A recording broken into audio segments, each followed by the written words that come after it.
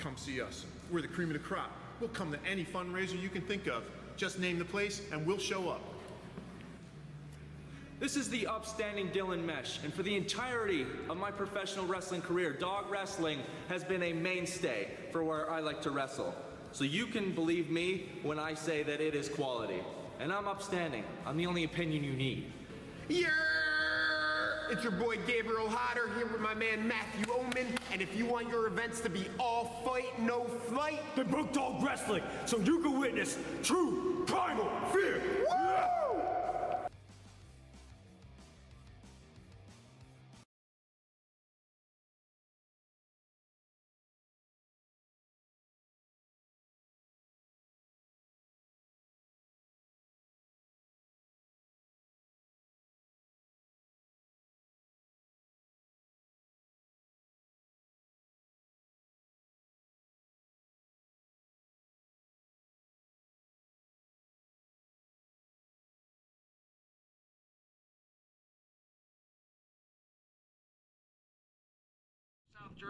From the campus of Rowan College of South Jersey here in Deptford Township, New Jersey, it's Region 19 baseball as the Lackawanna Falcons visit the RCSJ-Gloucester Roadrunners.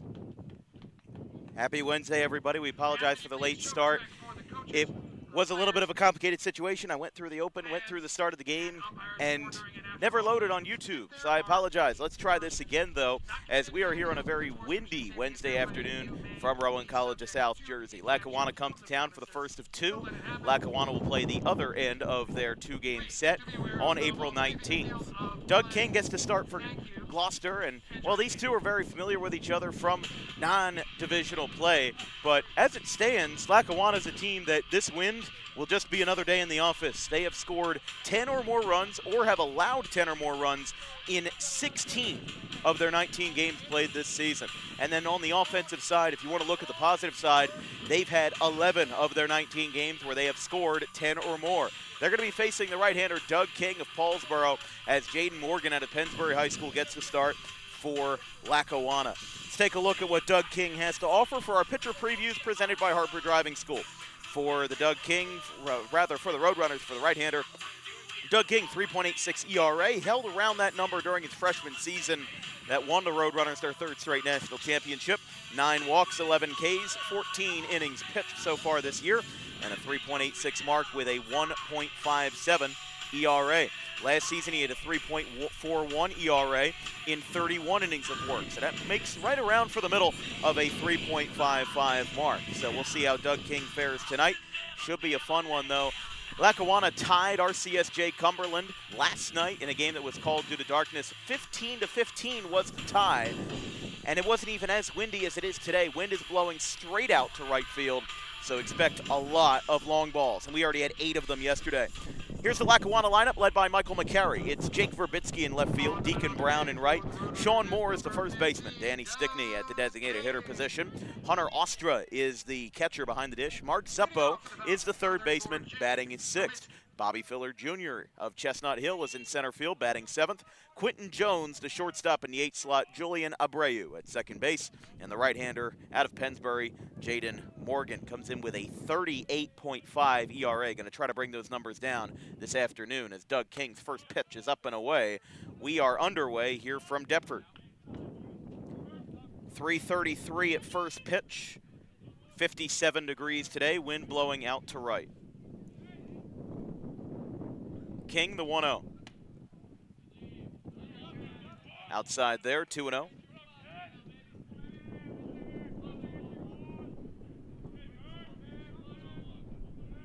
Lackawanna 8-10-1 in their first 19 games of the campaign as Verbitsky left field down the line, and having to corral that one in is Nick Izzo. He'll bring it down, though, for the first out of the ball game. Good play out there by Nick Izzo to corral that one on the 2-0.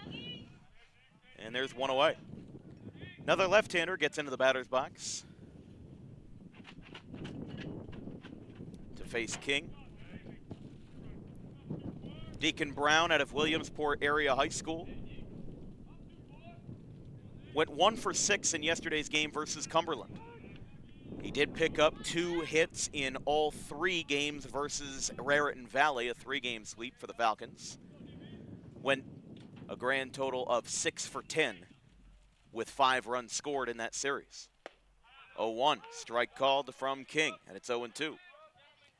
In the on-deck circle is Sean Moore out of the Philadelphia Catholic League, the prestigious Philadelphia Catholic League.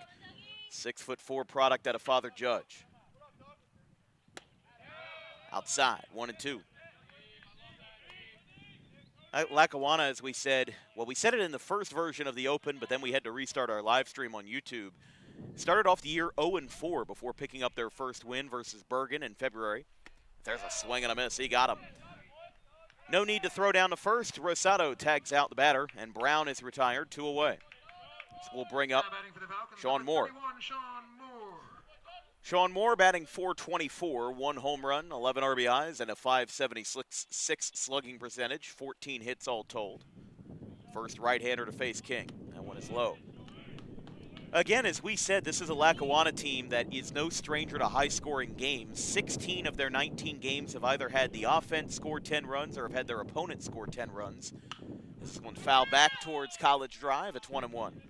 But the even more fascinating stat is that 11 of Lackawanna's 19 games have involved both teams scoring 10 runs or more.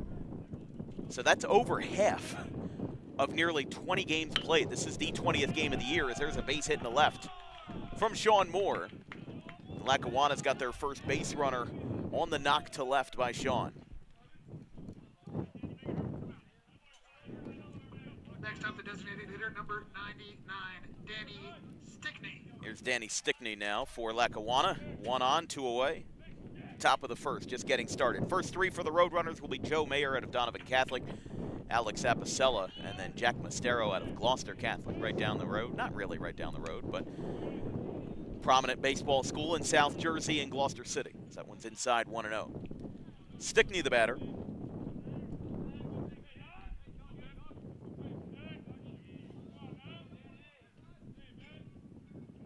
Stickney out of Ridley High School in Sicane, Pennsylvania. Throw back, not in time. 6 foot, 205. Went 4 for 4 with 6 RBIs in yesterday's tie versus Cumberland. Had a home run and 2 walks in the game as well. Stickney has been walked 23 times in his freshman season across 19 games.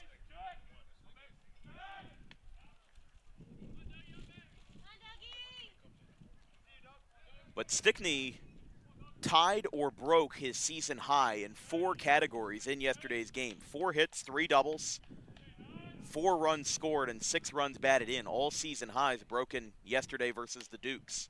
As that one is low, 2-1. Like we said, a little bit of a South Jersey tour for Lackawanna, visiting Cumberland yesterday and then going back here to the Roadrunners today. 2-game series. A home-and-home series. Second game of this head-to-head will be on April 19th at Lackawanna. Rosado sets up outside, gets on top of it, and Stickney gets it foul. 2-2. Jaden Morgan will be the starter for Lackawanna when we get started in the bottom of the first. And as we said, first 3 will be Mayer, Apicella, and Mastero. 2 balls, 2 strikes, 2 outs, 1 runner on for the Falcons of Lackawanna. And King, breaking ball low. Wind blowing with 16-mile-an-hour gusts headed south, which, if you turn the ballpark on its head, basically means blowing straight out to center field. Out towards right center as well. That one's going to be inside. King lost the at-bat that time. It's ball 4 to Stickney, and we'll have 2 runners aboard here for the number 5 bat for the Falcons in Hunter Ostra out of Holy Redeemer High School. Hunter Ostra. Ostra did not have the same offensive luck that the rest of the Falcons did yesterday. Went 0 for 5 in the tie versus Cumberland. 4 hits for the sophomore in his last 5 games. Went 2 for 4 in game 2 of the 3-game series versus Raritan Valley. There's a strike called, and it's 0-1. Again, Lackawanna's really always been a mainstay in NJCAA Division II, up there with Del Tech and, as we said, Raritan Valley, Sussex, to name a few. Mercer as well. The Roadrunners play those Vikings 3 times, as home plate umpire has the authority on the check swing. I'll say it's 0-2. No balls, 2 strikes. 2 runners on for Lackawanna, with 2 away, looking to keep the Falcons off the board if you're the Roadrunners. King from the stretch. Ground ball out to second. Cohen is there. He'll tag the bag himself, and the inning is over. King lets up a single and a walk, but no further damage. We go to the bottom of the first here in Deptford. It's no score.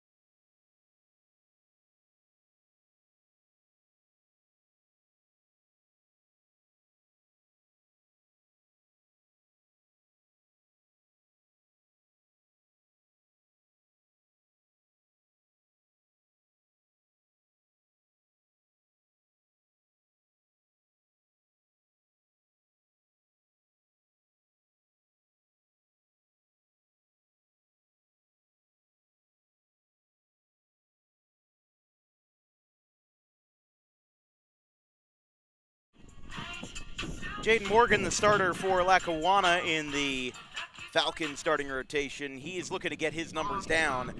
2 1/3 innings, 8 walks, 5 Ks. He's only given up 4 hits, but he has 11 earned runs to his name, giving him an ERA of 38.57. Looked good in warm-ups, though, so we'll see how he fares versus the Roadrunners. Rob Valley's got his lineup for the second half of this back-to-back. Joe Mayer is the shortstop. Alex Apicella at third base. Zach Mastero in right field. Nick Slogic at first base. Nick Izzo in left. Gavin Cohen at second base. Carter Comiskey, the designated hitter. Jaden Rosado at catcher. And Caleb Delaney in center field.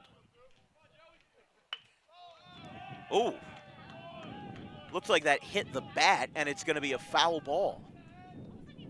So Mayer had the duck down and ended up getting tagged with that pitch, but don't see those every day.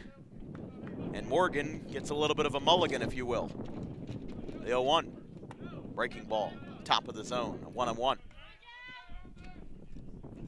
Yeah, Morgan definitely going to have to work on his control here. And one of the things that, you know, I didn't get the chance to talk to Coach McCary, didn't get a chance to see him today, but I would have to imagine, you know, non-conference games, especially ones when you're playing a division down, and this game, you know, this game matters more for the Roadrunners as a Division III team than it does for the Falcons as a Division II team. Not to say that the game is not meaningful, but there's certainly levels to the situation. When you talk about what Lackawanna's priorities are, you want to have your best guys out there for those Friday, Saturday, Sunday games, and, you know, think about it as a rotation. When you have a game like this, non-conference, middle of the week, send somebody out there that's a little bit more experimental, a little bit more of a project that, you know, can be taught well, can be somebody who can lock something down, especially when you're playing a division lower. I mean, you see it at the NCAA level. Sometimes you'll have somebody like true freshmen or, you know, red shirts or transfers coming over. They'll get a one-off start here and there versus a team that they would say is probably lesser for the sake of giving them reps. That one's low. I mean, he's throwing good right now. A lot of break on that slider. Like the fact that it has a lot of horizontal movement, because a lot of us are concerned about, you know, those wipeout sliders, and really a lot of the sliders that pitchers throw today are more or less sweepers, less so than they are actual sliders. You know, the ones that Dan Quisenberry and Kent DeCoolvey used to have. 3 balls, 2 strikes to the leadoff man, Joe Mayer. Shortstop in today's contest, as he was yesterday, and that's going to be ball 4. Mayer reaches first. And the Roadrunners have their first base runner. Alex Apicella. Here's Alex Apicella.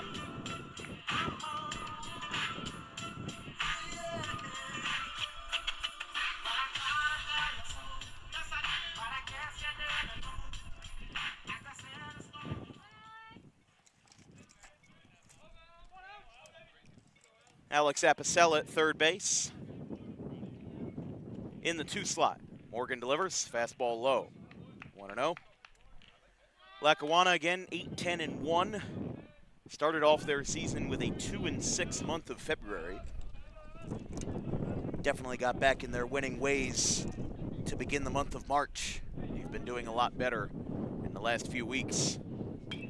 This ball's fouled back, and it's 1-1. Oh my goodness. Brutal today. And remember, we said at the beginning of the broadcast, 16-mile-an-hour winds. That might as well be 30-mile-an-hour winds when you're here at RCSJ-Gloucester. Just an empty parking lot behind us. No trees to really block anything. As Apicella fouls this one way back there. Oh my goodness. That ball went all the way across the street and landed in front of the Gloucester County Police Academy. I mean, that literally landed at the front step of the police academy. That's how far that baseball went. So, whatever freshman's got to go out there and retrieve the baseballs today is going to have a long walk. A long jog. 1-2 to Apicella. Gets jammed, and it's foul. He'll stay alive in the at-bat. Jack Mastero on deck. Again, the Gloucester Catholic grad. Also the younger brother of R.J. Mastero, who was a mashing power hitter, had over 40 home runs in his 2 seasons with RCSJ. And he's now mashing the ball over at Monmouth, Division I school in the CAA over in West Long Branch. 1-2. Outside, 2-2. Yeah, a lot of Roadrunners have had success, especially of the power bat kind. Kai Hutchins and Kyle McSorley, both true freshmen from 2025, went over to Lynn University in Southern Florida, the Division II powerhouse. Runner goes. This one's going to be low. It pops out of the glove of the backstop, and we'll have a full count as the runner advances to second without contest. And at the same time, another thing to consider is you had Aaron Graber, who went to RCSJ, went to Delaware afterwards, and was picked up in 2025 as an undrafted free agent by the Los Angeles Angels. Full count.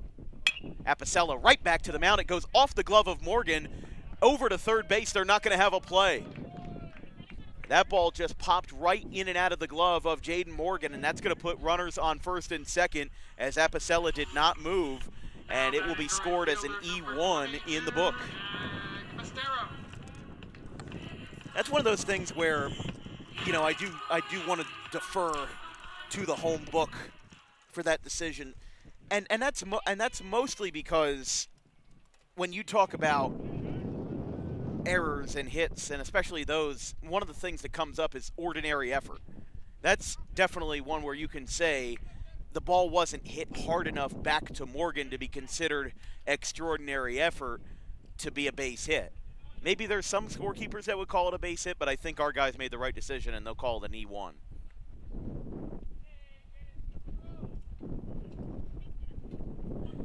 This one's popped up over the dugout and out of play. Mastero showing bunt on those last 2 pitches.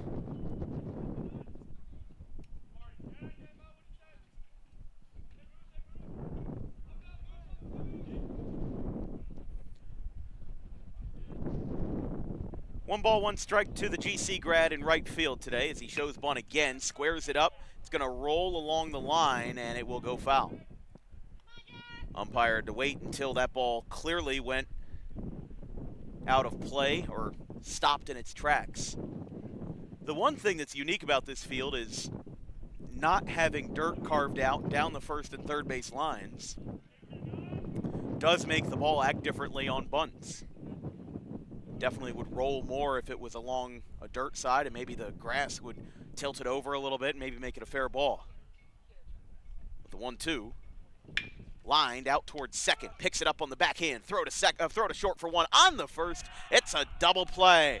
4-6-3. Lackawanna executes it perfectly, and they pick up the second out of the inning, started by Abreu at second, and that now moves Mayer to third.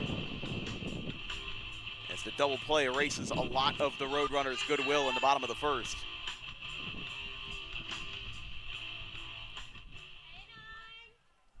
Here's Nick Slogic, the graduate of Bishop McDevitt in Lidditz, Pennsylvania. Outside, 1-0. Slogic coming back from a spine injury or a back injury that had been hampering him for the past week or so. He also missed significant time last year due to an ankle injury. But Slogic, a transfer originally from East Carolina,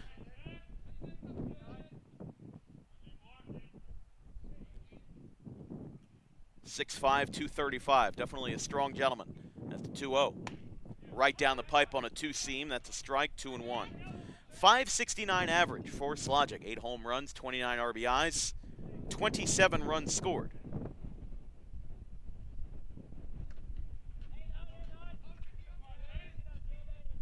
Second in the conference in home runs with 8 so far this season. Another fastball just beneath the letters, 2-2. Lackawanna will bat 6, 7, and 8 in the top of the second inning. Leading off with Mark Zeppo and then Bobby Filler and Quentin Jones. 2-2. Ground ball, got in front of it, out towards short. Picked up, throw across the diamond by Jones is in time. And Slogic is trying to say that Slogic is standing on the bag. He's asking them to reconsider, because they're saying that he didn't touch it, or they're saying that he would be safe. He's going to stay there. Rob Valley wants him to look at it. So we'll stay here for the moment. We'll see if we can get a replay on it. We'll see if we got it in time. We are running a one-man show, so I might have been a little bit behind. No, we do have it. Okay. We'll take a look in just a moment. They will uphold the call, so Slogic is retired, and we will go to the top of the second. But let's take a look at this play at short, see what you think. I mean, he's out there, but they're debating whether or not he had possession. I don't know. I don't see anything that shows that he doesn't have it. When he crosses the bag right there, picks up the ball right there. You can see he's still about a step or two out. Oh, maybe he's saying he didn't step on the bag. Ooh, that is close. That is close. I think there may be a little bit of a separation there. I'm not entirely sure. Slogic might have saw it better than we did. That's 50-50. I'm not sure. We're going to take a break, go into the second. No score.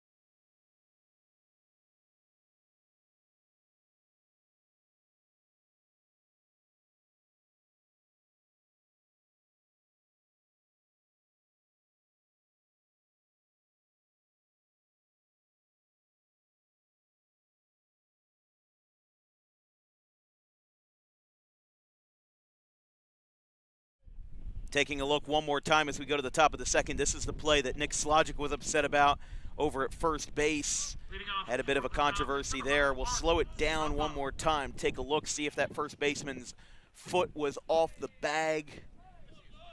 It's very difficult. I'm not sure. It's 50-50, but if you don't have overwhelming evidence, and remember, there's no video replay in NJCAA JUCO, so if the umpires have to go off of what they saw, and if they don't have a clear and concise opinion, they have to hold the call on the field. That's what I like about MLB video replay, is that you have to have significant evidence to overturn it, and the norm is for the call to stand. It's not really squashing the umpires out, if you will. It's just you find a way to make sure that you get as many calls right as you can. That one is low. Getting the inning started with Mark Zuppo out of Garnet Valley, Pennsylvania. 3 hits in his last 5 games. Went 0 for 2 in the tie yesterday versus Cumberland. That one's up and in, 3-1 now.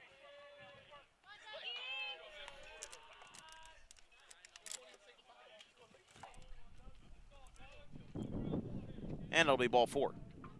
Number 33, Bobby Filler Jr. Bobby Filler Jr., the center fielder.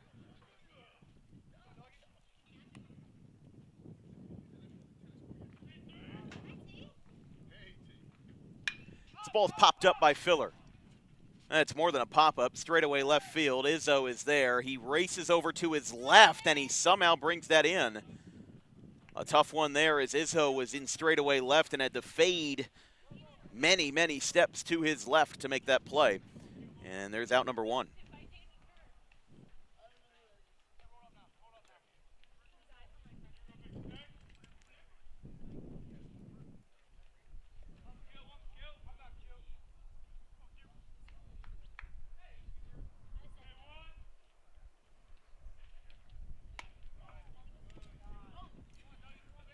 The shortstop, number 1, Quentin Jones.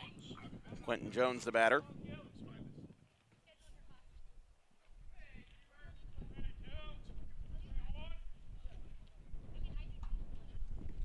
Throw back to first. Close one, not in time.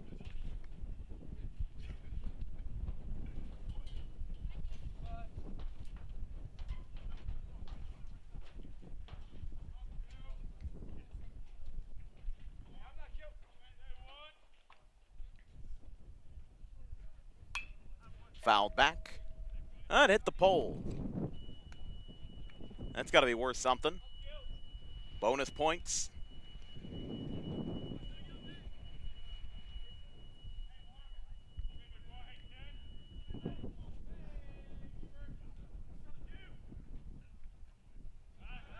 Another throwback to first, not in time.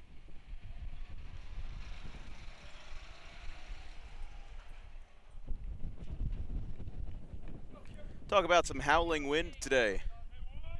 Won't be surprised once we start seeing the long ball fly in an environment like this. 1-1. Ground ball in between first and second. That's going to be past the diving Cohen in the right field.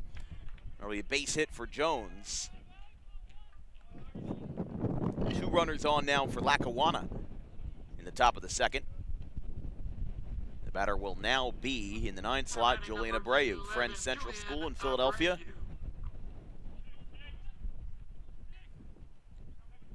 .236 hitter for Abreu. 3 homers though, 14 RBIs, .473 slugging percentage, 11 walks.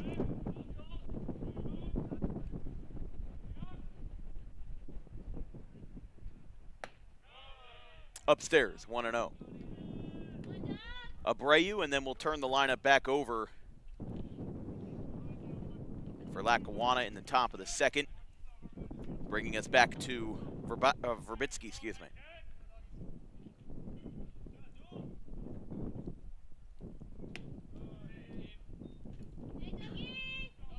.2-0.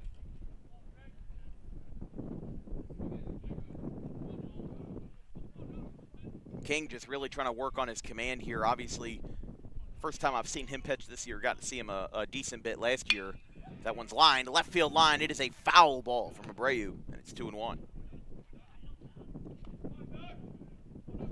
And again, when you're dealing with 7, 8, and 9 guys, getting 2 runners on and only 1 out isn't exactly the resume that you want, but you're still only a ground ball away from getting out of the inning. But that's the thing about baseball, is that you're a ground ball away from getting out of the inning, but you're a ball over the fence away from being down 3-0. And that's the one thing that makes situations like this a little dangerous. Throw back to second, not in time. Cohen picks that one up.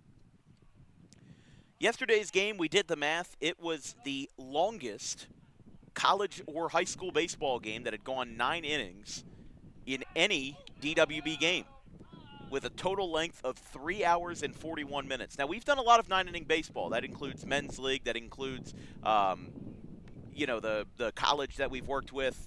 That includes JUCO. But out of all of them, that was the longest. 3 hours, 41 minutes. And the funny thing is that the longest overall baseball game, regardless of innings, was a game between Audubon and West Deptford in April of 2022. It was a game that saw Isaiah Pinckney hit a walk-off home run over West Deptford with Caleb Delaney on the team, funny enough. But that went 3 hours and 44 minutes, and that was 12 innings. A 12-inning high school game that was deadlocked at 3. And the extra innings were actually somewhat quick. Batting for the Falcons, the left fielder, number 34, Jake Verbinski. But Verbinski will bat now with bases loaded. And again, we talk about that danger factor. Bases loaded, 1 out. You're only a ground ball away from getting out of the jam. Oh. Wow. Haven't seen that before. Rosado went to throw the ball back to the umpire, and it hit the hit the bat. You see something new every day.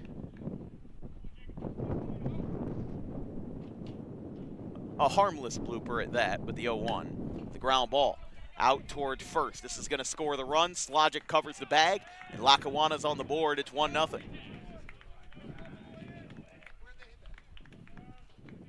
So 3 unassisted, and that will now bring up Brown.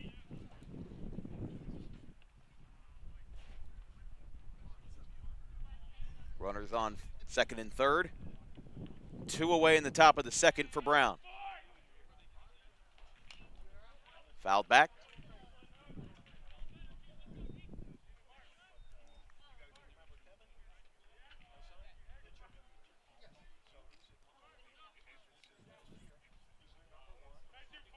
Two runners in scoring position here for Lackawanna as they put up a run on the board in the second.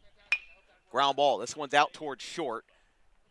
Mayer fires it. It's a little bit high, but he gets the out as a bit of a dangerous play there, but Joe Mayer was able to get it done. Lackawanna gets their first run of the game on a ground out by Verbinski. We go to the bottom of the second. It's Lackawanna 1 and RCSJ 0.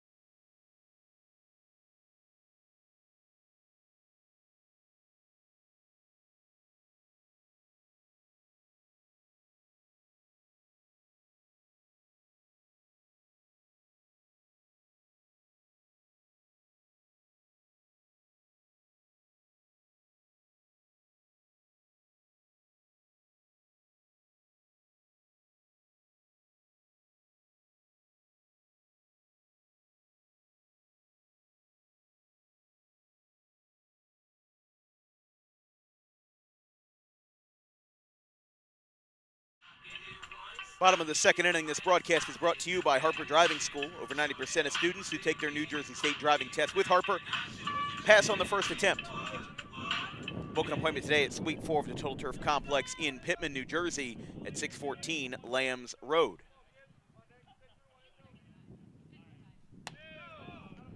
New pitcher in the ball game for Lackawanna. It's the left-hander number 55, Austin Ludwig, out of Springford High School from Schwenksville, Pennsylvania.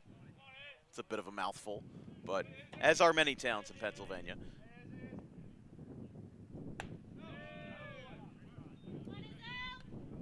Two 2-0 to Izzo. The left-hander freshman Ludwig last pitched on February the 28th versus UConn Avery Point. He has not had a lot of experience this year, only that one appearance, 2/3 of an inning. It is interesting to see the amount of Division I NCAA schools that have junior college campuses. I know Ohio University has a handful back when I visited there. Kent State has a handful. LSU has a lot. LSU Shreveport, LSU Eunice. 55, Austin Ludwig. Although I may be wrong, I know that at least one of them is NAIA and had an incredible win streak. I just can't remember if it's NJCAA or if it's NAIA, excuse me. But Izzo walks, and the left-hander will be Cohen, the batter. Apologize if the camera moves a lot throughout the broadcast. We're dealing with a lot of hefty winds today. That ball pops out of the glove of the backstop. Going to second and standing will be Izzo. Puts a runner in scoring position and the tying run in scoring position for the Roadrunners. Yeah, we talk about the wind all the time. I think every single time we have done a broadcast at my college, at RCSJ, I think we have always made a talking point about the wind. There have been more games that have had wind as a factor than games that have had wind that's not a factor. I can probably count the games that I've done for this college on one hand, maybe two hands, that have had wind as an insignificant factor, let's say, where it wasn't really playing into the game. It's always a factor here. But then that begs the question, what's the solution? I don't know what the solution is, because you can't just build a cinder block fence to prevent the wind from getting out. You can't put this ballpark in a dome. I don't know what you can do. The parking lot behind us is just flat. There's trees out in center field, but they're spaced far enough apart to where it doesn't really make a dent. And then you've got a flat field to our left and a flat field in left beyond the left field wall for the soccer field. So what do you do in that case? That one's foul towards the half of a pond, and it goes into the rocks.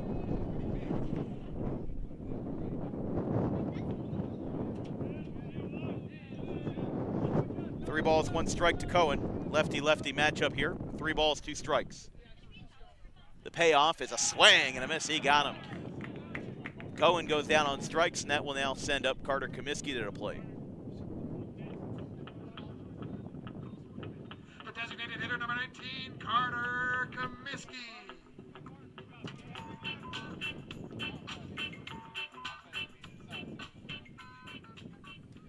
Roadrunners still looking for their first hit. Lackawanna surrendered 2 walks and had an error in the field.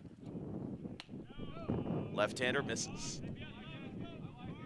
So having an opener, if you will, in Morgan and having a shutout appearance in just 1 inning, I think signals to me that Mike McCary's going to want to go for a bullpen game today, or at least an abridged bullpen game through the 9 innings. There's the ground ball foul, and it's 1-1. The bullpen game really was something unfathomable more than 10 years ago. But the pioneers in a lot of pitching mechanics and pitching technology, the Tampa Bay Rays, kind of popularized it and made it into an effective strategy. I remember very well the game that took the Phillies out of playoff contention in 2020 was a bullpen game that the Tampa Bay Rays pitched. Sergio Romo was the starter in that game. And the Phillies, all they needed to do was win. The Giants needed to lose and the Cardinals needed to lose, and both of them did. But then the Phillies lost to the Rays, and that was it for their 2020 season. And who knows how far they would have actually gone in that in that shortened COVID season. But, you know, the Rays have been one of the best in baseball in revitalizing pitchers, you know, pitchers that are broken down, need another chance, spend a month in their bullpen or in their minor league system, and you'll be set. I mean, think about just in our backyard for the Phillies, the pitchers that are former Rays products right now. Jose Alvarado got his start in Tampa, and Christopher Sanchez was acquired from the Rays in a minor league trade back in 2020 for Curtis Mead. Comiskey gets jammed. Out towards first. It's picked up. Stickney throws, and it's in time. Covering the bag there. Check that. Not Stickney at first. For the Roadrunners is the catcher, number 11, Jaden Rosado. Moore at first.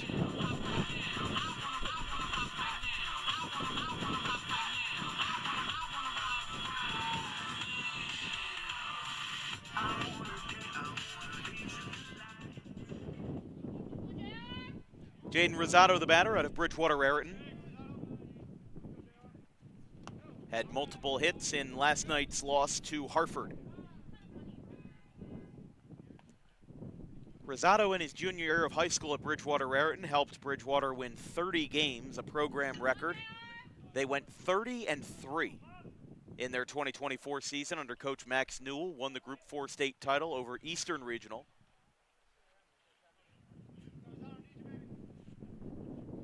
As the 1-0 inside. But Bridgewater had a massive senior class in 2024. Rosado kind of led the guys that were left, and Bridgewater only won 8 games, went 8-17 last year. But Max Newell is kind of a honorary South Jersey coach for the fact that he hails from Delran and schedules a lot of South Jersey opponents. Look out. That one might hit the Dodge Challenger back there, and it almost did. That would be quite an expensive foul ball if that one landed over there. Would have hit the black Dodge Challenger with the Hellcat stripes on it. That one's upstairs, 3-1. But Bridgewater Raritan's always scheduled a lot of South Jersey opponents. They're opening up their season versus Rancocas Valley and Dan Haverstick.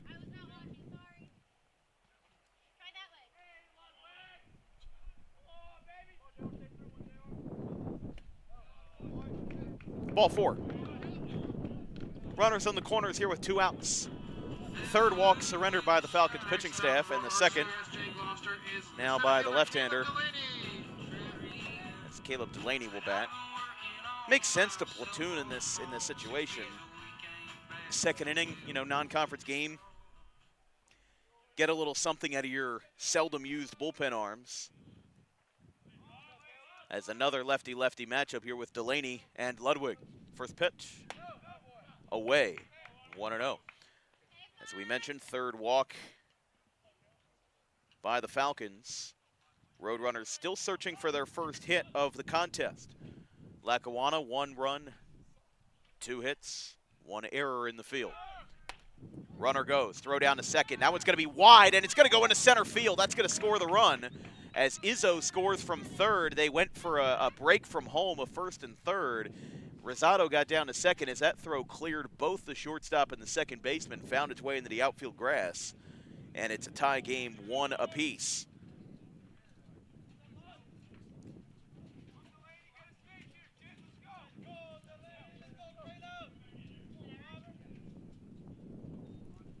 Two balls, no strikes. Delaney takes a strike. 2-1.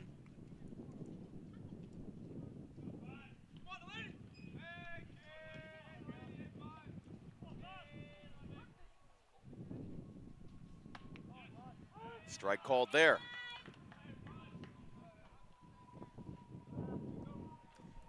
If the inning continues, Joe Mayer will be next, turning the lineup card over for the first time today. 2 balls, 2 strikes, and that one's away. Nice sweeping action there. It's one of the best pitches you can throw as a lefty, as long as you don't leave that over the plate. I mean, Ludwig had the right idea. You know, play conservative on the 2-2. If you can work the count full, it's not the worst thing in the world. but now you got nowhere to run, nowhere to hide. Going to have to attack Delaney here to avoid going back to the top for Mayer. He does. Delaney got a piece of it, and it stays alive. Lackawanna will bat 3, 4, and 5. Moore, Stickney, and Ostra in the top of the third here on a windy Wednesday afternoon from Deptford Township, New Jersey. In the second game of a 2-game homestand, as the Roadrunners have punched above their weight both days. Throw to first is in time. Side retired. Roadrunners without a hit, but they score on a throwing error in the center field as we're tied up at 1-1. Falcons and the Roadrunners after 2.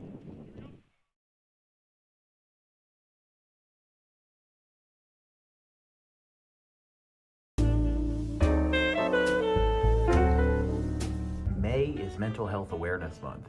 It is the responsibility of all of us to make sure that our friends, family, and anybody who we hold dear in our lives is feeling well. The problem with spotting mental health issues is that the symptoms aren't that obvious. Just because someone is okay or appears okay on the outside doesn't mean that they're okay on the inside. It's important that if they are in distress, that they call the right people and they get the help that they need.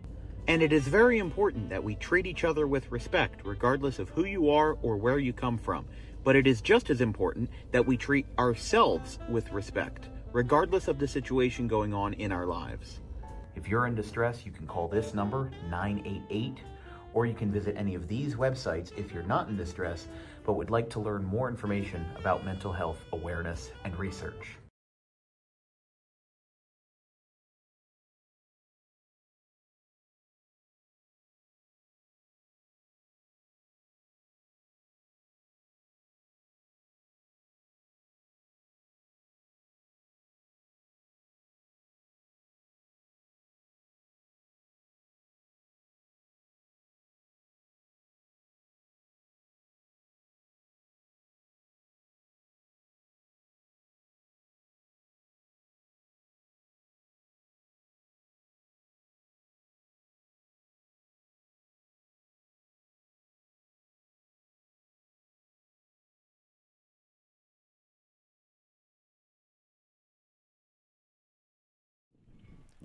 Top of the third inning here from Deptford Township. You're watching coverage of NJCAA Region 19 baseball on Dan Wilkins Broadcasting. If you have any questions or comments about today's broadcast, drop me a line at thedanwilkinsshow@gmail.com.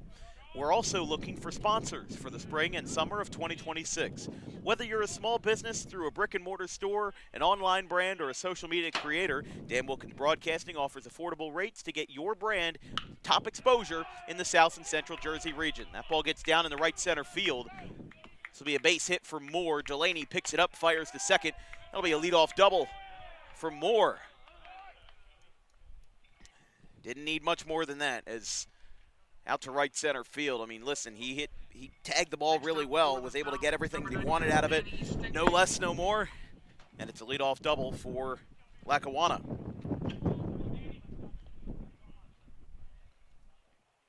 Danny Stickney, the batter. But as we were saying, we offer affordable rates for advertising with in-person commercial filming available to your brand. You can send us an email with an advertising inquiry at thedanwilkinsshow@gmail.com. That email is available in the description of our YouTube page. We hope you enjoy watching today's coverage, and we hope that you continue to support South Jersey athletics with Dan Wilkins Broadcasting.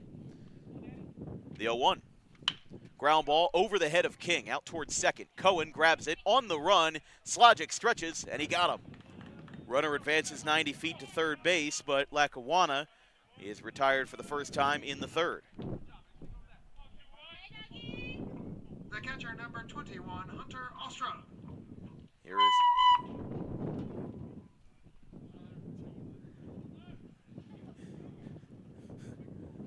Here's Ostra. First pitch. A bit of a malfunction with the public address. Went right through my my headset.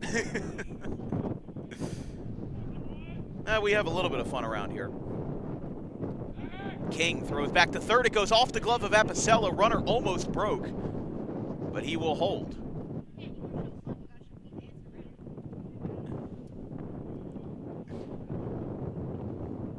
No balls, 1 strike. To Hunter Ostra, the backstop in today's contest.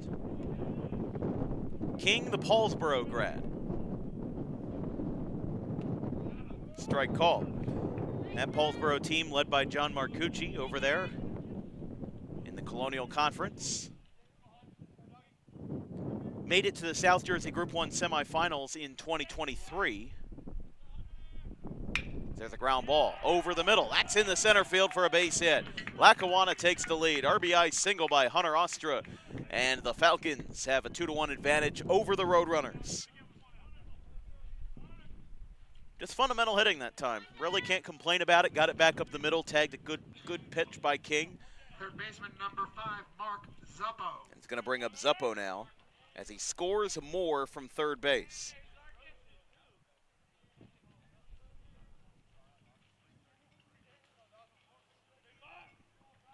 So 1 out single back up the middle, and a ball starts our at bat with the third baseman, Zuppo.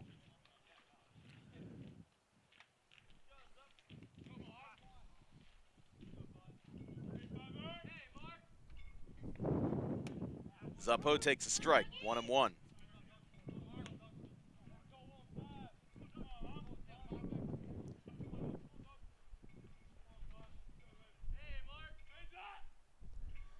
Zuppo, a career .276 hitter. He's in his second year with the Falcons. Hit .372 as a freshman, but is down below the Mendoza line in 2026. 182 average, 9 RBIs, 8 hits all told, .273 slugging, 12 walks though. He though has had more play in the field. He's had more playing time than last year. Only appeared in 19 games for Lackawanna. He's already appeared, this is now his 18th of the year, starting today. Swing and a miss, 2-2. Ground ball double play could end the inning. Roadrunners looking to stop the damage. I mean, listen, yesterday was what many would call a humbling game as Zuppo fouls this one back towards the first base side and out of play. Still 2-2. But, you know, there's a reason why coaches like Rob Valley play teams like Lackawanna and teams like Hartford is because the competition in Region 19 Division 3 is, for all intents and purposes, not that strong. It's very top-heavy. You know, we mentioned this ad nauseum yesterday, but there's really only 4 or 5 teams in Region 19 Division 3 that have a shot at competing for the title. And there's probably only 2 or 3 that are realistically going to get there without, you know, a bit of a desperate underdog run. You know, there's RCSJ and there's Brookdale. There's the 2 top dogs. Northampton's been good. Salem was good last year. They definitely took a step back. RCSJ Cumberland's been doing well. They tied Lackawanna yesterday. And they're now 13-3-1. Strike call. And of course, even though the Roadrunners have won national championships 3 in a row, Cumberland's also won some national championships under their belt, most recently in 2019 for the Dukes. That was a stacked year for Region 19, though, as that one is away. 1-1.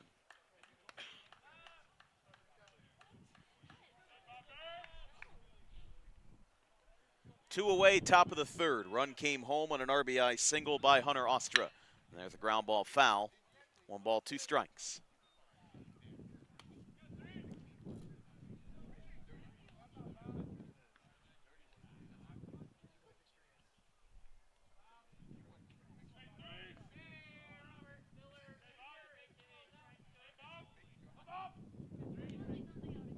Breaking ball, got him, strike 3.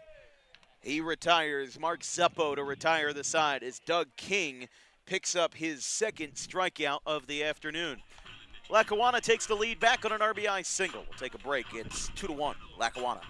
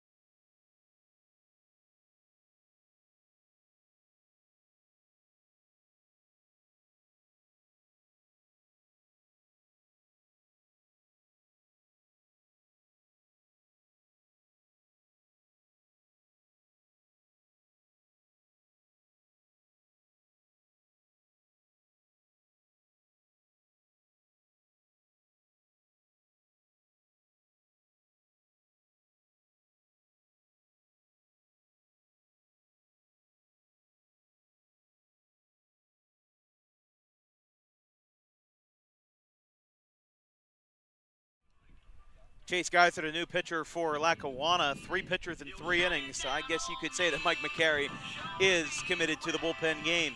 This is a pitcher from Quakertown, PA, that has not pitched in nearly a month. He pitched an inning versus Brunswick Community College, had a shutout frame. Pitched versus Hartford, gave up 4 runs in an inning. But what really did him in was an inning versus UConn Avery Point back on February the 28th, where he gave up 6 runs, all earned, and did not record an out. So his ERA as it stands right now is 45.0, but that's mostly because of 1 bad appearance versus UConn Avery Point. And again, when you're talking about these matchups, non-conference, I mean, I should say they're in the same region but not the same division. This game matters more for the Roadrunners when you're punching above your weight, just kind of like in high school. There's games that we see a lot of Group 1 versus Group 4s, or Group 2s versus Group 4s, or Group 1s versus Group 3s. Any combination of that, it's where the team that's smaller, the team that needs to punch up a little bit, they're going to stand to benefit more than the team that's playing down to their competition a little. Mayer with a swing and a miss.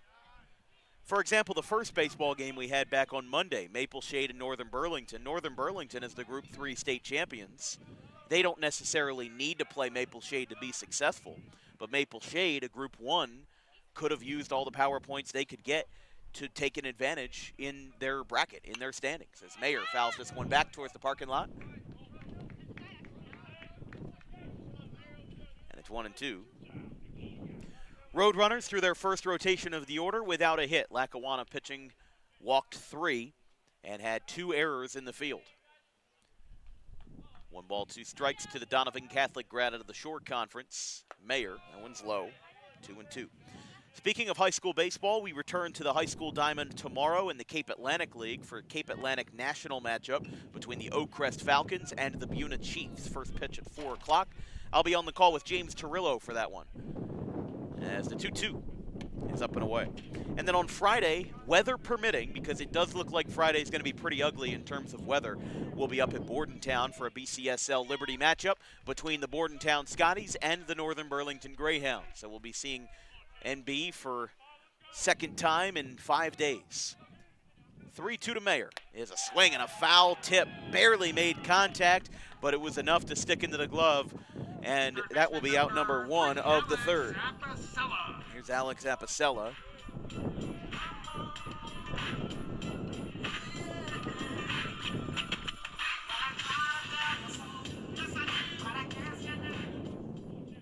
Here's Alex Apicella with 1 away.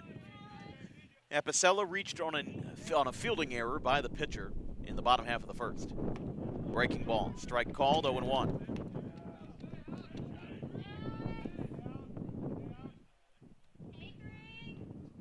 Apicella, the second-year sophomore out of Holbrook, New York in Long Island. Or on Long Island, I guess you could say. Apicella batting .426 in his second year, 6 homers, 30 RBIs. Has played in all but 2 games for the Roadrunners.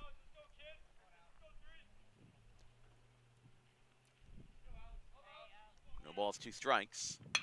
This ball's hit well out towards center field. Filler's got to take a step back, going back to the warning track. It's off the bottom of the wall. It kicks away, and Apicella's on his horse. He struggles to pick this one up. He's going to third, and he is in there standing with a triple. Alex Apicella with a ball hit deep to center field. It was hard to corral in for Filler. And Jack Mastero now has a lot to work with as the Roadrunners break the drought. They've got their first hit of the afternoon. Right fielder number 22, Jack Mastero. So second time that Apicella's reached a 3-bagger to center. And Mastero will look to tie the game back up now that the Roadrunners have the hit column crossed off. Inside, Mastero had to maneuver his way out of that one, 1-0.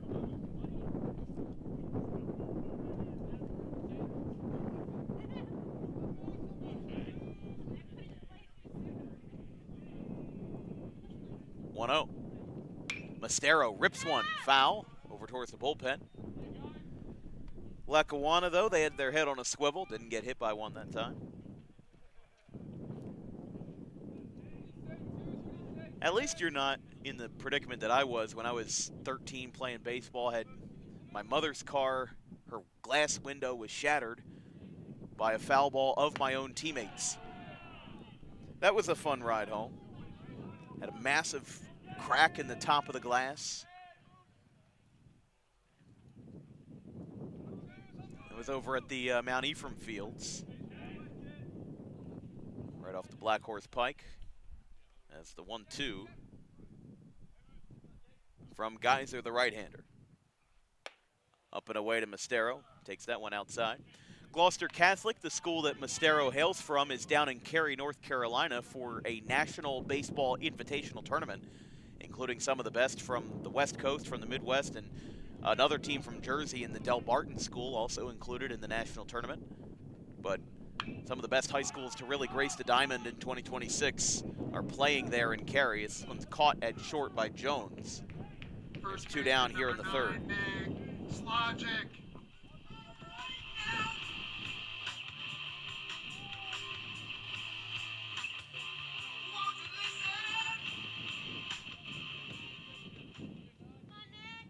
Here's Slogic after Mastero popped out to the shortstop.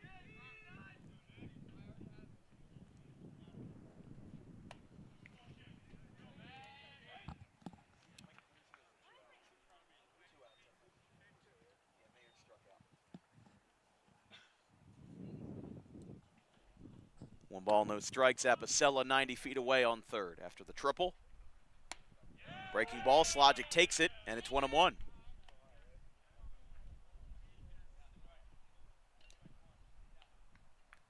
Nick Izzo in the on-deck circle if the inning continues. Slogic grounded out 5-3, or rather 6-3, in his first at bat. Way early on that fastball, 1-2. Think that gives Geyser a little bit of confidence, seeing how early Slogic was. He can use that velocity or even a dip in a velocity to his advantage, try to wipe him out with a breaking ball, get him the miss here. 1-2. There's a swing and a miss. No, they'll say it's a foul ball. Close call, though.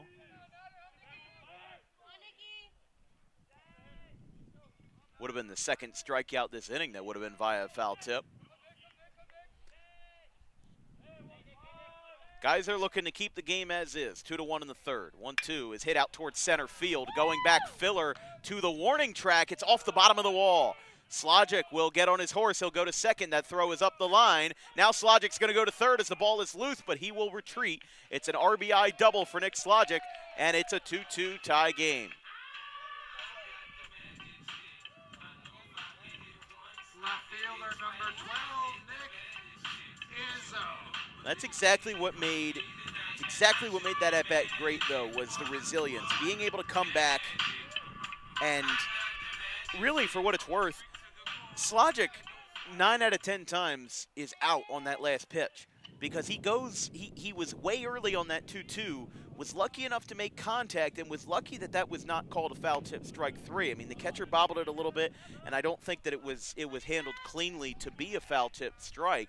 But then the very next pitch, he ties the game with a double. That's one of those things where hypotheticals in baseball can change a lot. And what happens if he strikes out swinging and the Falcons go into the fourth with a one-run lead? That could change a lot of dynamics in the game. So Nick Slogic taking advantage of the mulligan that he got the double to center field, got it past Filler, and was able to get a two-bagger for his 20th RBI of the year. 2 balls, no strikes. That one's away. And now you're seeing things really start to curve for Lackawanna. You got a 3-0 count with 2 away. You're going to be facing a left-hander in Gavin Cohen, who's not afraid to pull the ball. Slogic isn't the quickest player on the team, but could definitely get from second to home if the ball's in right field. That's ball 4. 4-pitch walk to Nick Izzo. Second baseman number 1. It'll be Gavin Cohen, the batter. Izzo, for the second time today, draws a base on balls.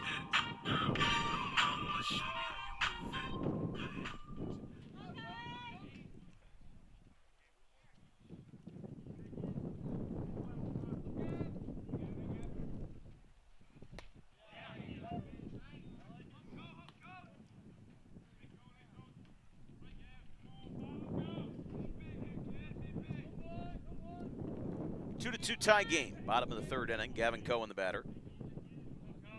If you're just joining us, scoreless through one. Lackawanna got a run home on an RBI single in the top of the second. Roadrunners returned the favor by scoring on a throwing error. And Lackawanna added run number 2, also on an RBI, this time on a ground out rather, by their leadoff man. And then Nick Slogic just tied up the game with a double. 0-2. Cohen, right center field. Wasn't too thrilled with that one as it goes, oh, it dropped. Split right in between the right and center fielder. 2 runs are going to score. Cohen's going to go to third, and he's standing. I think you heard him express his displeasure with where that ball was. He thought he went out, and he ends up getting that ball for a triple in the right center gap. He wasn't going 100% out of the box either. 4-2 Roadrunners.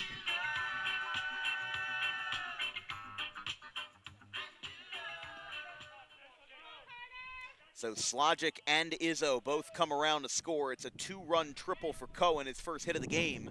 The Roadrunners' third. And this, again, this inning has been turned on its head. It was maybe a couple inches away from that catcher's glove from being over with Slogic striking out. But then they don't call the foul tip, which, again, I don't think that they should have made a different call. I think that it was, you know, listen, foul tips on strikeouts are kind of hard to get right or wrong, especially with the momentum of where the catcher's going. But the very next pitch, he ties the game with a double, and now Lackawanna kind of dealing with the consequences here with that 2-run triple by Gavin Cohen. 2 balls, no strikes. And that's why I rarely talk about hypotheticals in baseball, because people ask, well, if this didn't happen, or if this did happen, then the game will be a lot different. Well, guess what? The game that's happening is right in front of us right now. Really no room to talk about, you know, if, ands, or buts. It's just whatever's going on the field. And that's the reality. Ball 4 to Carter Comiskey. And after that, during that Slogic at bat, 4 straight runners have reached. Slogic's double, Izzo's walk, Cohen's 2-run triple, and now Carter Comiskey picking up the 5th free pass issued by a Lackawanna pitcher. Jaden Rosado was called into the batter's box as looks like Mike McCary's walking out to the right field bullpen checking on his pitcher. There is a right-hander warming in the Falcons bullpen. Lackawanna has gone with a bullpen game pretty much for the entirety of the ball game. I mean, 3 innings, 3 pitchers. Can't get more bullpen style than that, but the starter was Jaden Morgan. He had a scoreless first. Throw back to first, not in time. Austin Ludwig, the left-hander, took over for the second, gave up that 1 run. And now Chase Geiser out of Faith Christian Academy in Quakertown is dealing with the third. Throw down to second. Comiskey is, I mean, he's just standing up there. They pump faked to get, more pump fake to get back to third. It's now 1-1, 2 runners in scoring position as the Roadrunners with a 3 spot here in the third. 1-1 is a swing and a miss. Rosado just a little bit off kilter with that one. 1 ball, 2 strikes for the 8th batter of the inning. This inning started at the top of the order with Joe Mayer.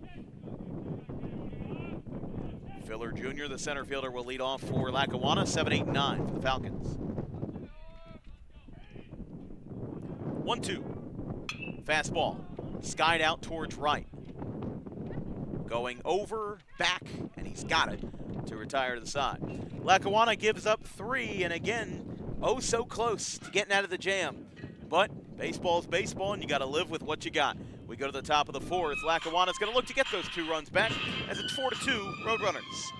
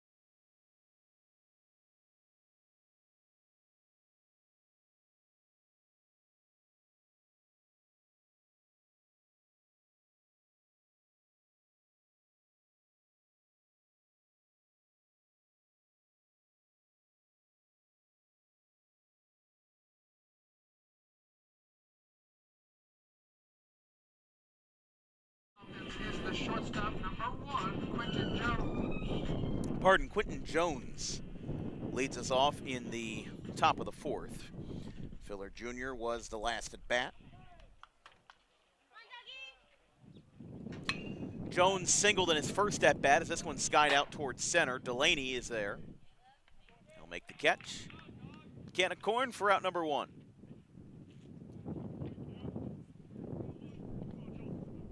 Now the number 9 hitter in, Abreu will be the batter.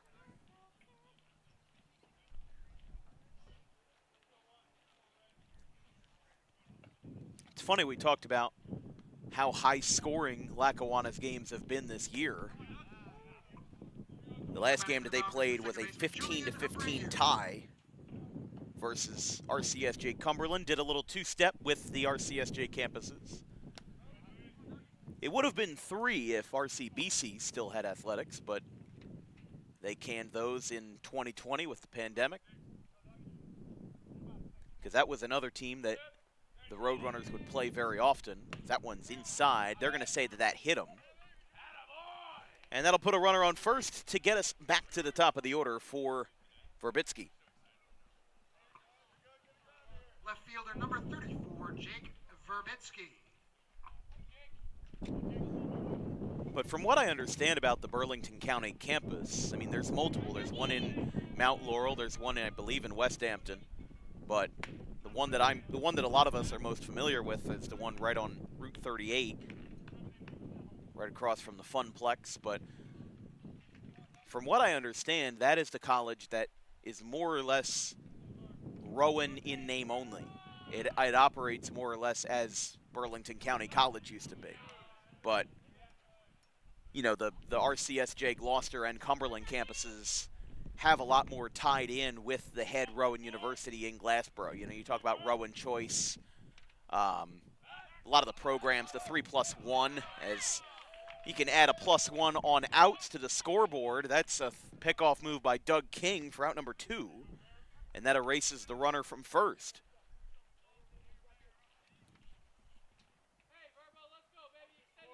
So the Roadrunners with a bettering of their chances to keep their lead extended at 4-2. After that pickoff move by King. That one's fouled back, hit the mask of Rosado, and it's 1-2. But it's funny, we did some basketball at Holy Cross Prep in Delran, and I asked their athletic director, TJ Maderi, I said, why is there a shot clock in a New Jersey high school basketball gym when there's no shot clock in New Jersey, at least not yet? And he said it was because RCBC practiced and played basketball games at Holy Cross Prep for a long time before their athletics was shuttered. I think it was something like they got rid of their gymnasium, but they still fielded outdoor athletics like soccer and baseball, and then their indoor athletics were at Holy Cross in Delran. That's a swing and a miss. King with a scoreless 4th.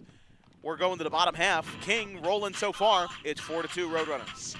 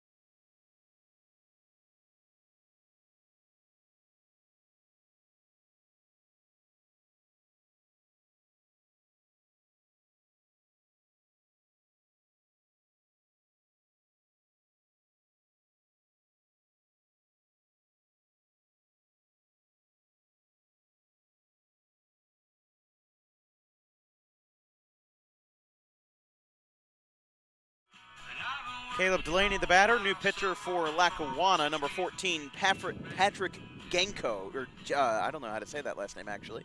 Patrick Genko. 5'10 left-hander out of Calvert Hall High School in Lutherville, Maryland. Just near Timonium and Towson.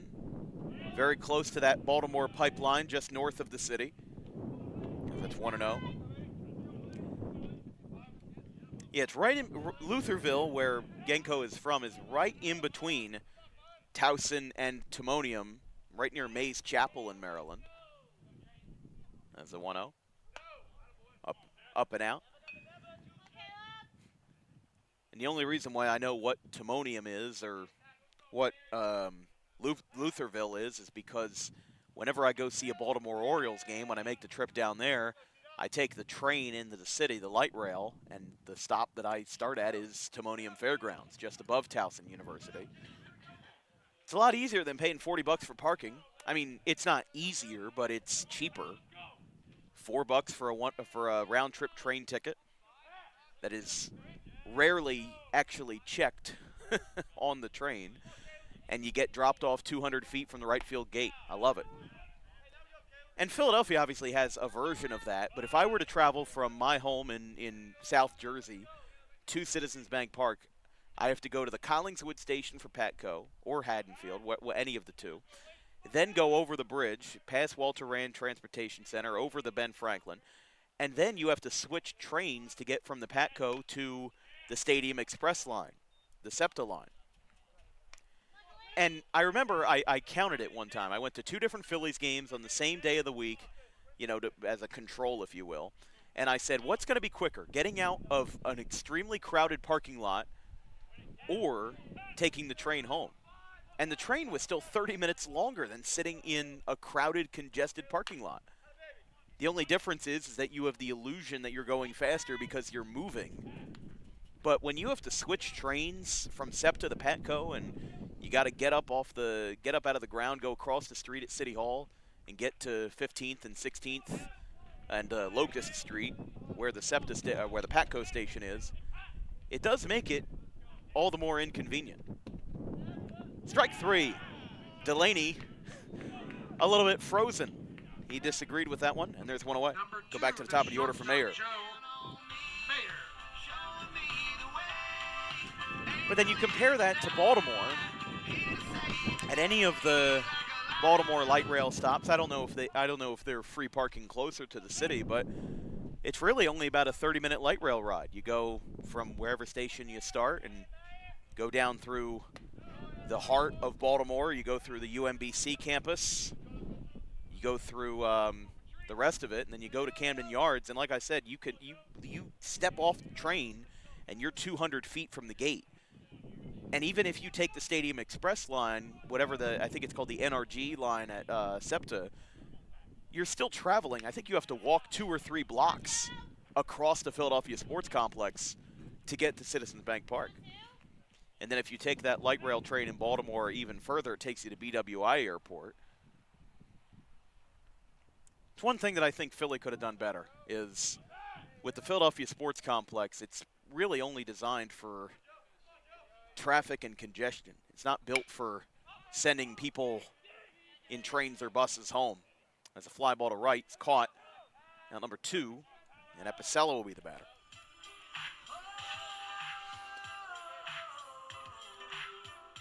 Third baseman number 3, Alex Apicello. And comparisons can certainly be made for New York, the Yankees and the Mets.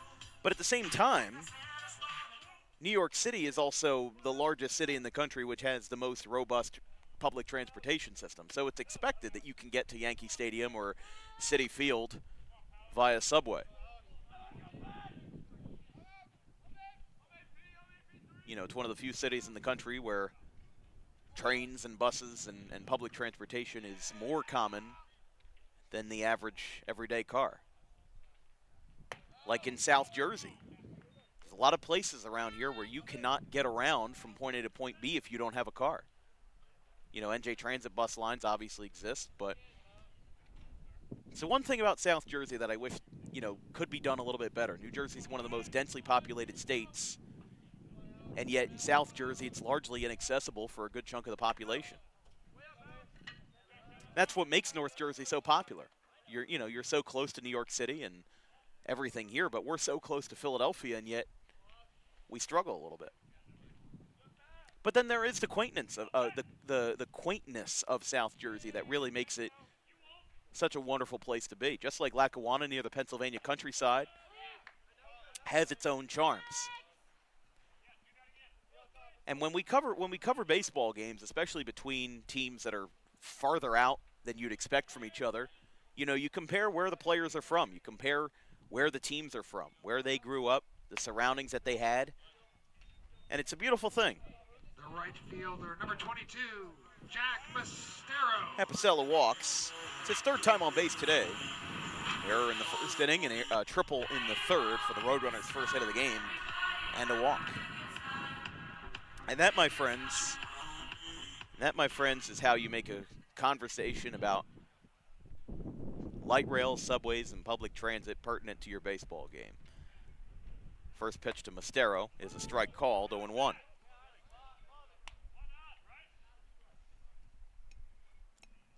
Mastero 0 for 2.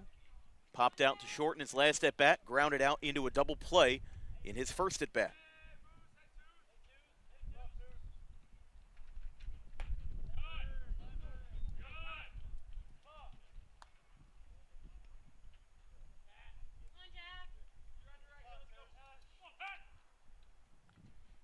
One ball, one strike. Runner on first for the Roadrunners after putting up a 3 spot in the third. This is inside, 2-1. Wind is howling today.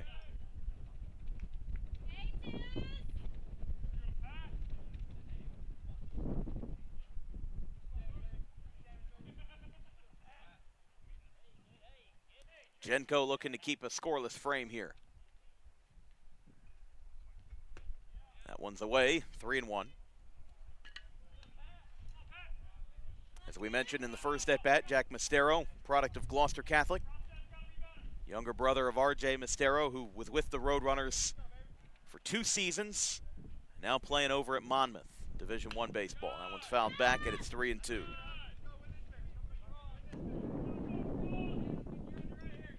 If the inning continues, Nick Slogic on deck.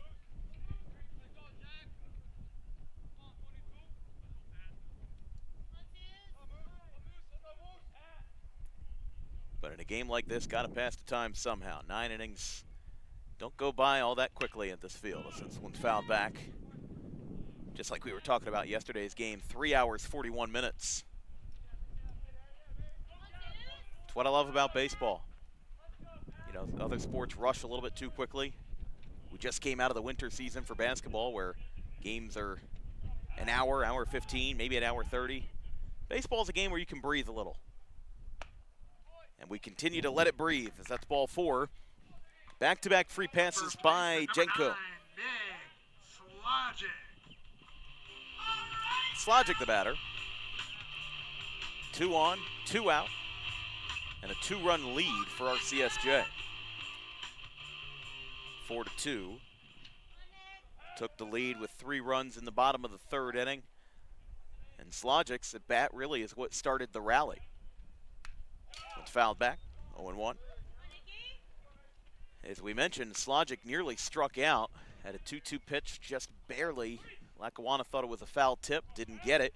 In the very next pitch, hit an RBI double to deep center field. It was followed by a Nick Izzo walk and a 2-run triple by Gavin Cohen to take the 4-2 lead. Shows how quickly things can change in this game. I am a little bit surprised, though, that even with the howling winds that we've had, that nothing has left the yard yet. Had a combined 8 home runs in yesterday's game. Hartford defeating the Roadrunners 13-8. And that included 3 home runs in a row to open up the game. The first 3 batters for Hartford all went yard. Gave Hartford a 3-0 lead. I mean, they led quite literally from the first at bat to the last. as they swept the Roadrunners in their season series. Won the first game 10-6 and won yesterday 13-8. And that's the same deal that's going on here with Lackawanna. The Roadrunners will play them a second time at Lackawanna, a home-and-home deal, if you will, on April the 19th. And they're not, and Lackawanna is not the only NJCAA Division II that they're doing that with as well. Mercer already played one game versus them this year, and will do the same at home on April 30th. That ball's clubbed out towards right center field, going back to the wall, and this ball is gone. Nick Slogic, 3-run home run to right field. That's gonna bring home Mastero and Apicella, and it's gonna make this a 7-2 ball game.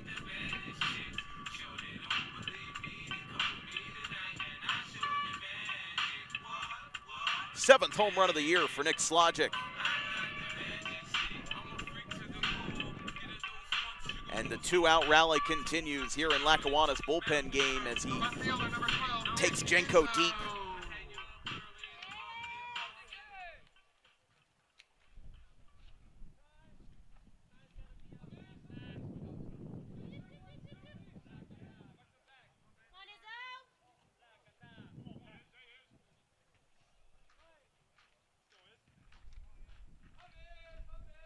So a 7-2 game now as a 3-run home run by Nick Izzo, or rather by Nick Slogic. Now Izzo pumps it up right field and fading over to his right.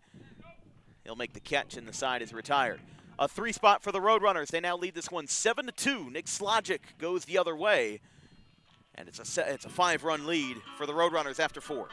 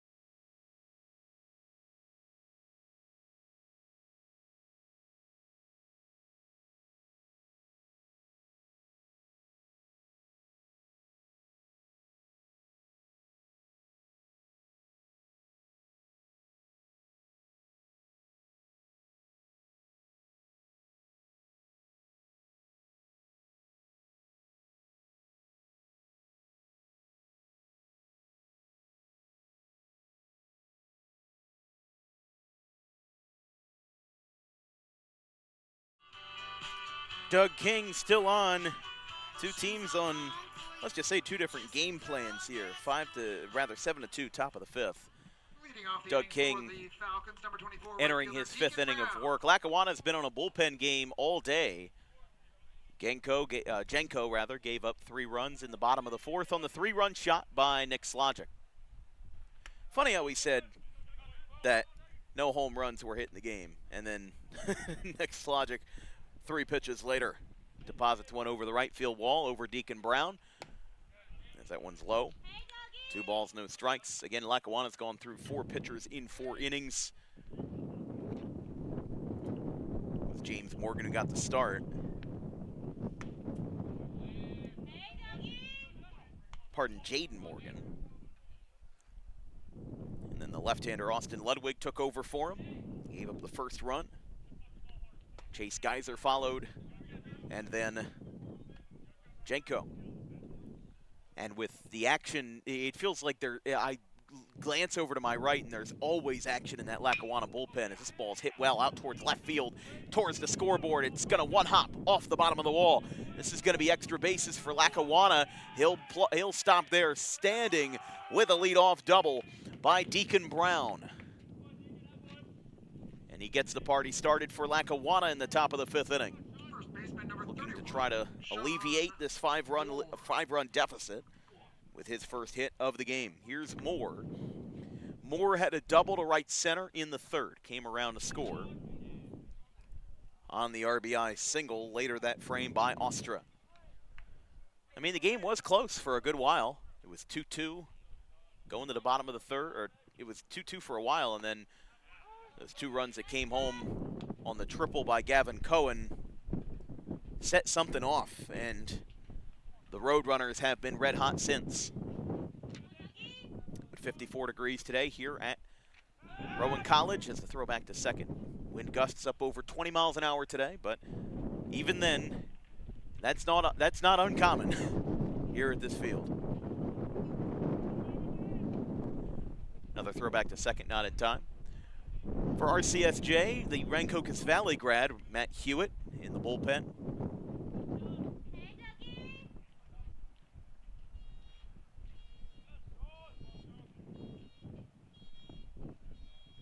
And the 0-1. Ground ball right back to the glove of King. Now he's going to throw back to second, and he gets Brown standing. They're going to throw back to first, and he's safe. They almost had a 1-6-3 double play, but instead, that will be the first out of the inning, as getting him to ground out into an oddball that time. 1-6 will be the fielder's choice. And there's one away now for Stickney. Yeah, they got the lead runner that time. You don't see that all the time. But there's one away for Stickney. Away, 1-0. Stickney walked in his first at bat. Grounded out to second base in his second at bat. So 0 for 1. That ball is launched deep center field. Delaney's going back, and this ball is gone. Dead center over the 403 sign. Danny Stickney stuck on that baseball, and it's out of here. 2-run shot to center field, and Lackawanna has made this a 7-4 game. Very manageable after that shot.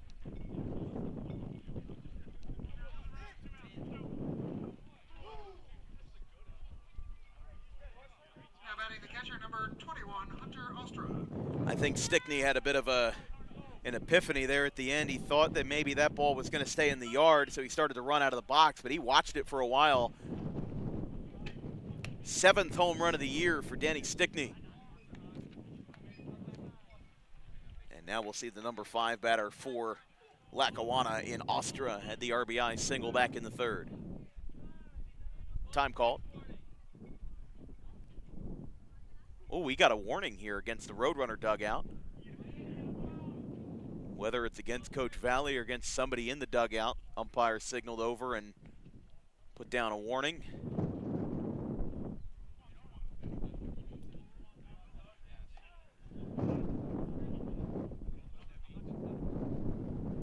Outside.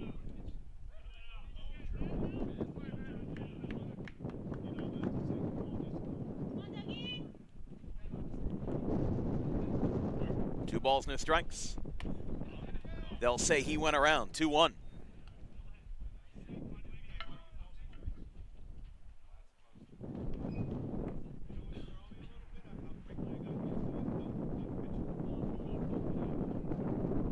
That one skips in. 3 balls, 1 strike. Rob Valley's been the head coach of the Roadrunners program since 2015 in his 11th season. And 3 national championships under his belt here in RCSJ. There's a base hit to center field. A liner to center. Almost grazed King's glove. The third baseman, number 5, Mark Zuppo. Zuppo the batter now.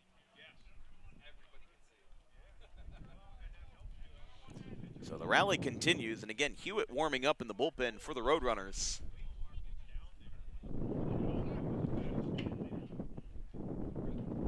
And now Rob Valley coming out, so we'll see before a pitch is thrown in this at-bat whether or not he calls for Hewitt. Seems like he's not. It seems like right now he's just going to talk to him.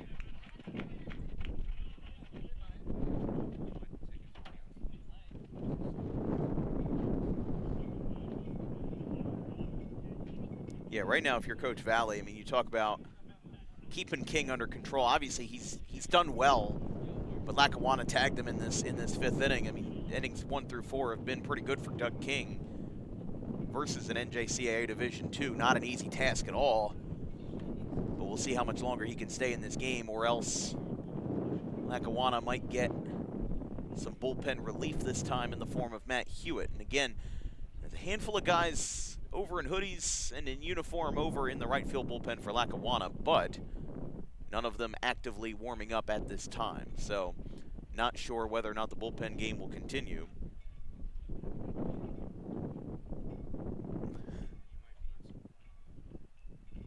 Umpire still talking to him.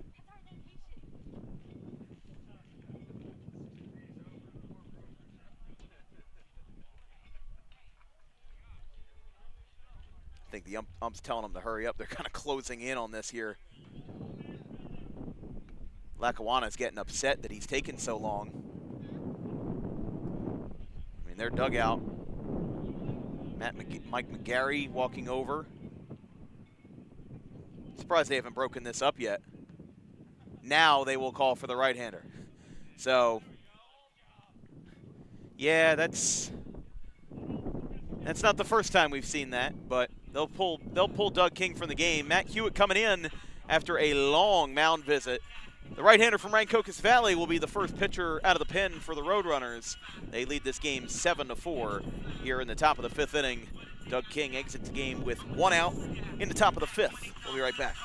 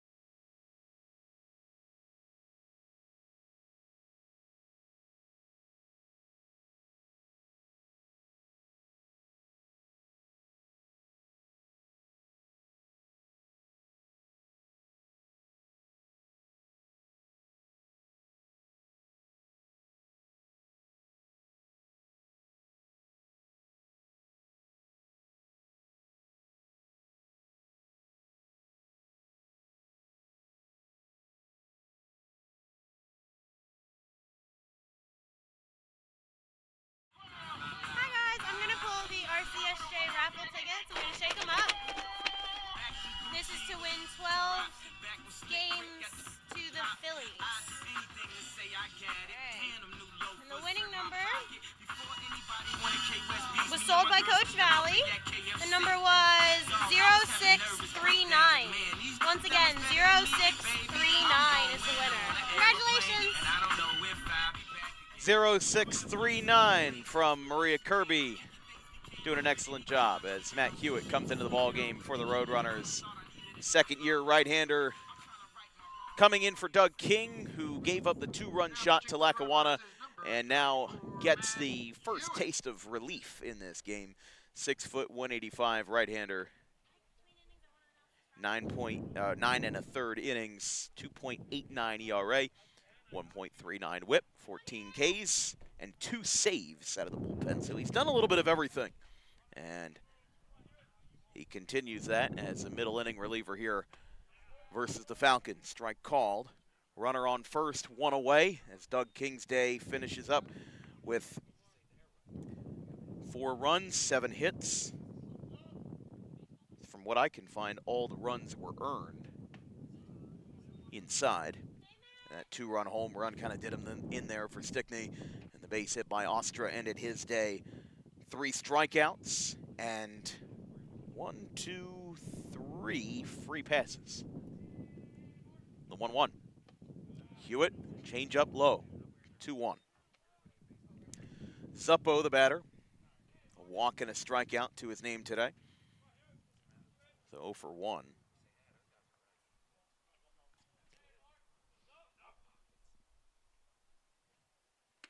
Outside. 3 balls, 1 strike.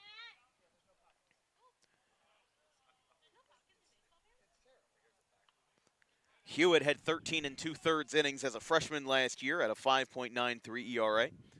He's really been able to bring that down in his sophomore season, which is what you want to see. I mean, obviously freshmen may get put in different game situations, and their ERA and their stats may reflect that. As this ball's clubbed out towards left center by Zuppo. Back goes Delaney. This ball's gone. 2 two-run home runs for Lackawanna. This one to left center field by Mark Zuppo. And it's now 7-6. Lackawanna pulls within 1. And that's the high-octane offense that we have seen from the Falcons this year. Next up for Lackawanna, center fielder Bobby Filler Jr. So here's Filler now, the center fielder, with Zuppo going yard to center. That's the fifth straight runner to reach. The only out of the inning was a fielder's choice off the bat of Moore. Third home run of the game.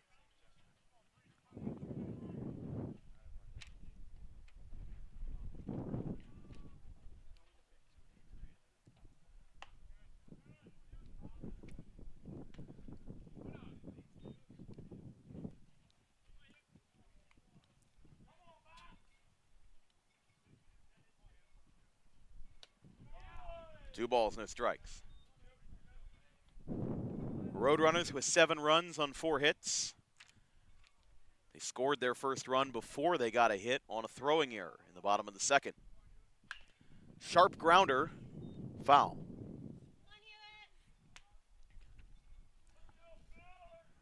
Two more outs to go, though, for RCSJ, and frankly, on the other side of the coin, 2 outs for Lackawanna to go as well. They've been parading themselves around as a great offensive team, which is a good thing.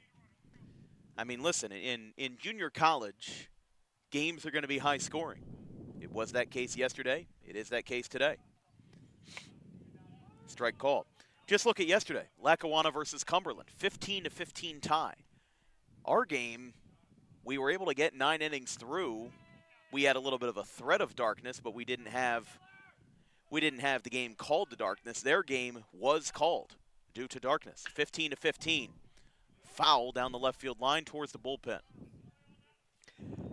And we mentioned at the open of the broadcast at the beginning that 11 of 19 games for Lackawanna. In 11 of their 19 games, they and their opponent have scored 10-plus runs. That's over half of their games that have been high-octane offensive performances. As that's ball 4. Filler gets the free pass. Shortstop number 1, Quentin Jones. Quentin Jones will bat in the 8th slot. He's 1 for 2. Single in the second inning. Fly out to center in the 4th.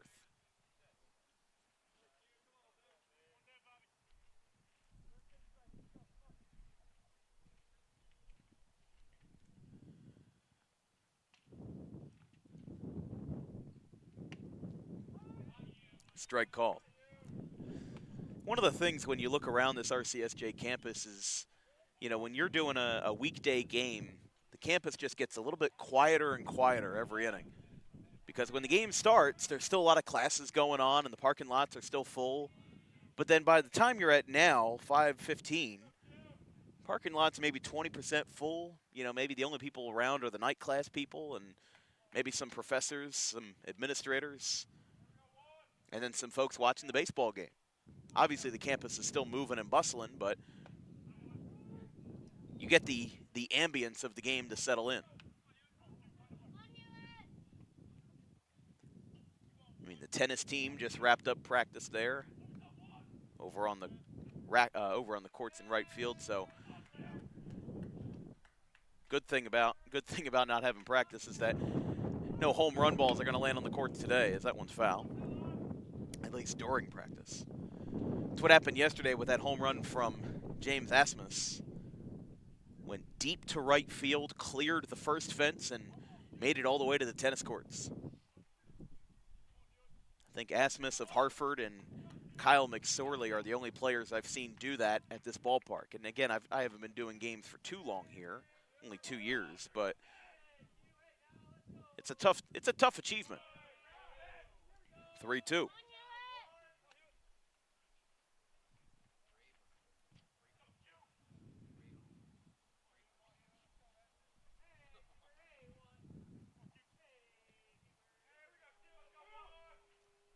Two balls, two strikes. Throw back to first, not in time.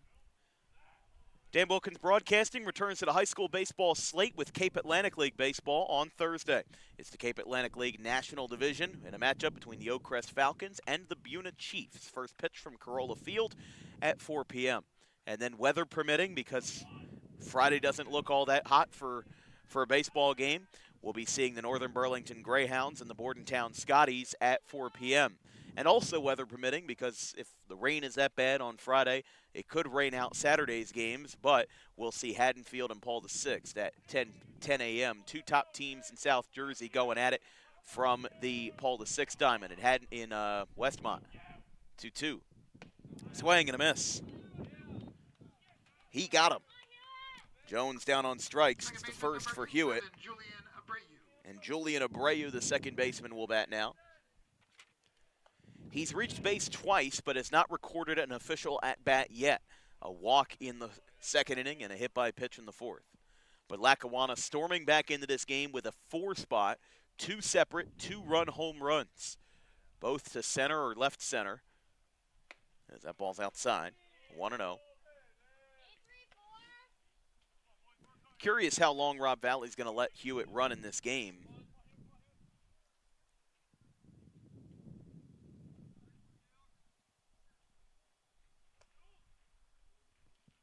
That one's going to be low. He let King go for 4 1/3 innings. So I think that Valley's plan is, to let the game run, to let the bullpen breathe a little bit, try to get these pitchers a little bit stretched out. But for Lackawanna, they're running complete bullpen game. 4 pitchers, 4 innings. And who knows, you could see a new arm emerge for the 5th. Strike called. Outer half of the plate, 2-1. Hewitt, a graduate of Rancocas Valley in Lumberton. Played under Dan Haverstick, had some good years over there at RV. It's a very strong pitching staff over there right now. They've got Connor Whittall committed to Duke. As that ball gets away, Rosado picks it up quickly. But the tying run now advances to second base. And the count is 3-1.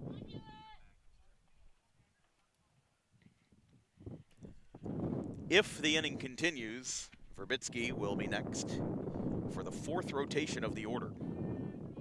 3-1. And that one's just inside. So the inning does indeed continue.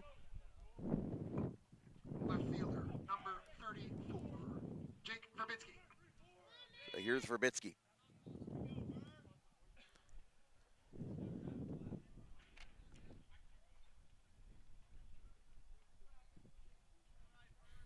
Verbitsky, the left-hander. 0 for 3, but he does have a run in. And now here comes the RCSJ pitching coach, Austin Darrow.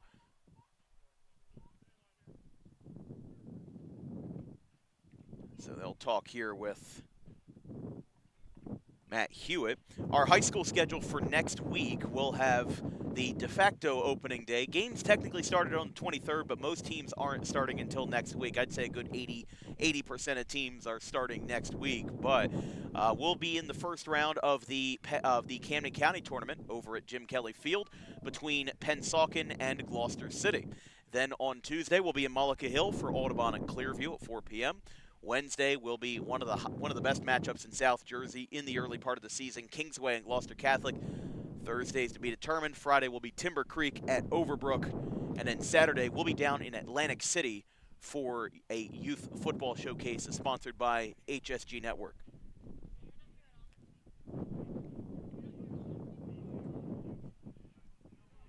This is another example, home plate umpire on the right side trying to get these guys broken up. I'm sure he's not loving the fact that he's having to kind of interject at every mound visit, but this is a game where slowing it down is kind of the game plan here. The Roadrunners have never been a team that wants to rush because they're going to play the game their way. They're going to play the game the way that they want to, and if you don't like it, then you don't have to schedule them.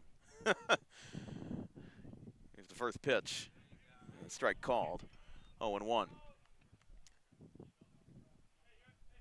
But when you're a Division III, really a lot of the non-conferences that you're playing are punching above your weight. You've got Mercer, Lackawanna, Delaware Tech, Sussex, Morris, and then the non-region games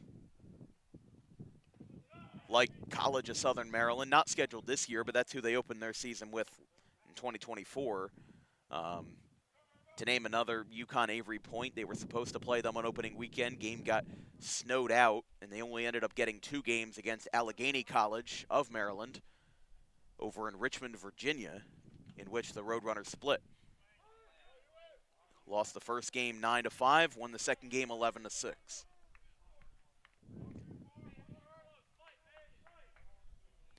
We will see Roadrunners softball across the way on campus on Sunday, March 29th.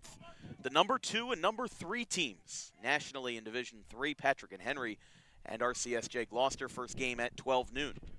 As part of a doubleheader, as that one's lined into right field. That's going to be a base hit. One hop in front of Mastero. He fields it perfectly. Slogic cuts it off. Throw to the plate is not in time, and the game is tied. 5-run inning for Lackawanna, and it's 7-7, tied up on an RBI single by Jake Verbitsky, and Lackawanna has batted around here in the top of the 5th. Next batter for the Falcons is the right fielder, Deacon Brown. It's exactly what Lackawanna needed right there. They needed that offensive spark, and they've really just been doing business as usual this entire inning, getting back into it after a bit of a stagnant first 4 frames, 2 runs in 4 innings. For how high-powered Lackawanna's offense is and how talented they are, yes, 2 runs in 4 innings can classify as low scoring. We've got a hit by pitch. Batter number 10, Brown, got hit.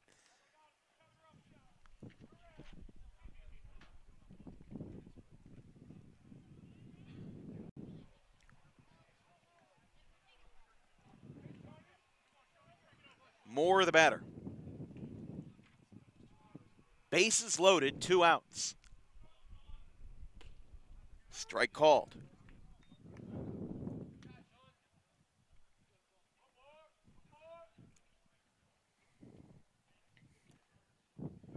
Moore is 2 for 2. A single, double, and a fielder's choice to his name. There's a swing and a miss, 0-2. Roadrunners looking to get out of, well, I don't want to say the jam because damage has already been done. It's a 5-run inning, but you want to limit the damage, keep the game at best tied. They'll bat 6, 7, and 8. Cohen, Comiskey, and Rosado for the Roadrunners in the bottom of the 5th.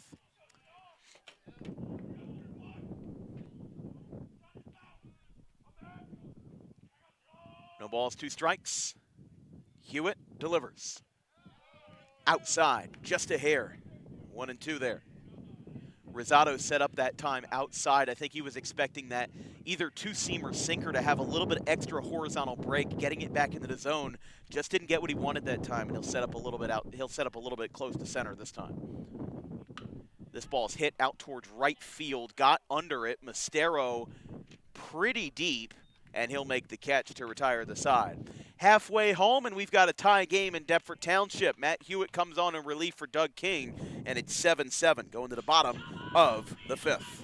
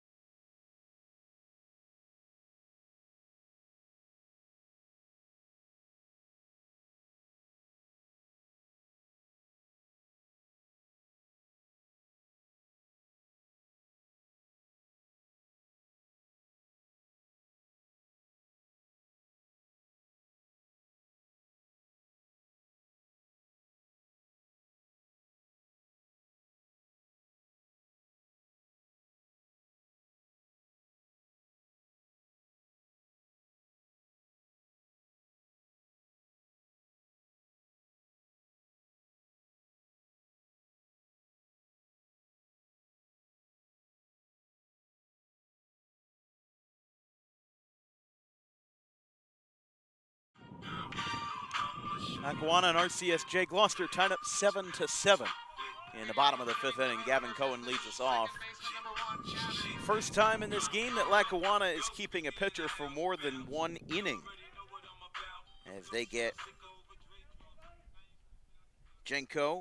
Patrick Jenko, back out for another inning of work. Cohen laces one right center field. That's going to get down. Out in front of Filler. And now Cohen's going to go to second. He's in there safely. He bobbled with it in center field. And that could be a hit and an error in the book. It's either going to be a double or a single E8. We'll wait for the home book, but gives the Roadrunners the go-ahead run to work with in the bottom of the 5th.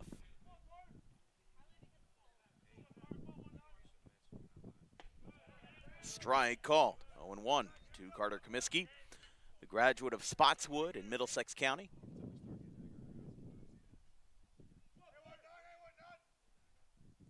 The 0-1. His brother Casey Comiskey playing over at Seton Hall, a Division I prospect. When Spotswood baseball's had some great years in Greater Middlesex Conference play, as that one is away, 2-1.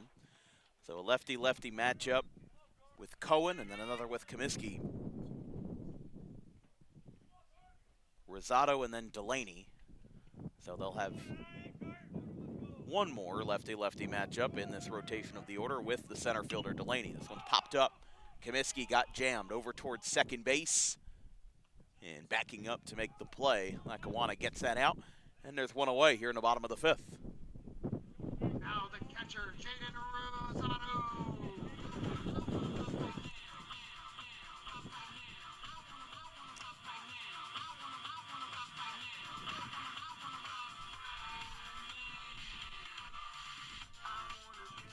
Lackawanna tied the game with a 5 spot in the top of the 5th. If you're just joining us or rejoining us, 7-7, bottom of the 5th. That one is inside. Rosado did not get hit, but the ball went to the backstop. And the go-ahead run, Cohen, moves to third.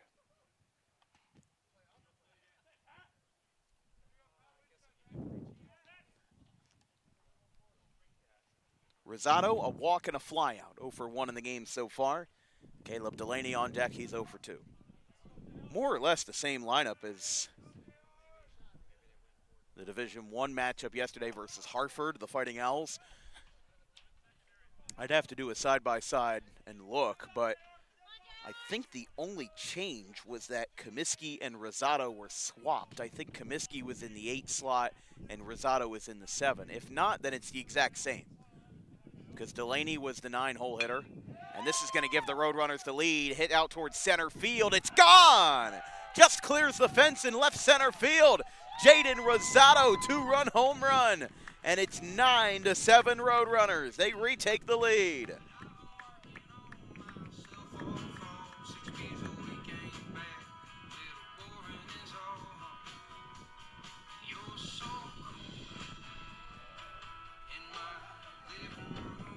Jaden Rosado loving that one as he got that one laced to left center field.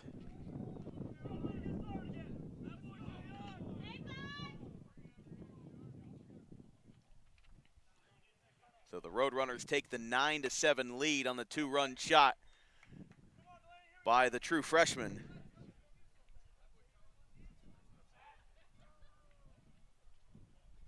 One and 0 to Delaney.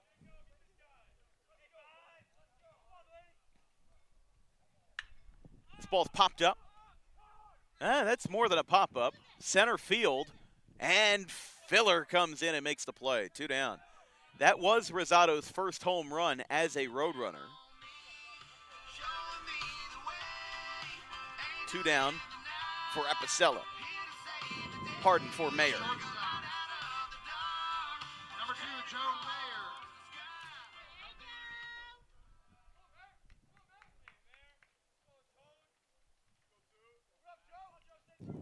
Joe Mayer, the grad of Donovan Catholic,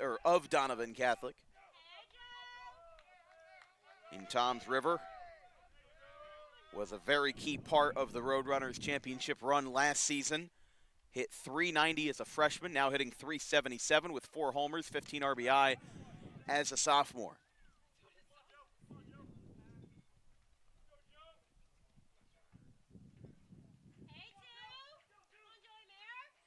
Mayer this season, .377 average, 1 stolen base, and has played in 13 games for the Roadrunners. He's only missed 4 or 5. As they'll say, he went. I think that's the right call, 2-1.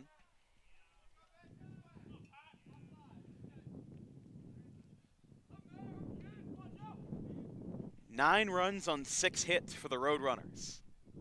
Partially thanks to 2 errors in the field by Lackawanna. But the Roadrunners have scored in every inning except for the first. It was a pretty humble first inning, and then the offense got going. We talked about, I think I literally said in the bottom of the 4th, it's interesting that we haven't had as much offense as Lackawanna usually has, but now it's a 9-7 game, and this is a lot more prototypical of a Lackawanna Falcons game. Number 3, Alex Apicella. Mayer gets the free pass. Apicella, the batter. Mike McGarry will walk over to the bullpen. There's another arm that is warming up outside of the field of play. It looks like a left-hander. A southpaw as Jenko gets a high swing and a miss. It's a foul tip by Apicella, and it's 0-1.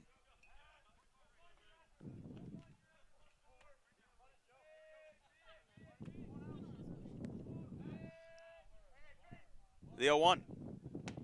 Outside in the opposite batter's box, and it's 1-1.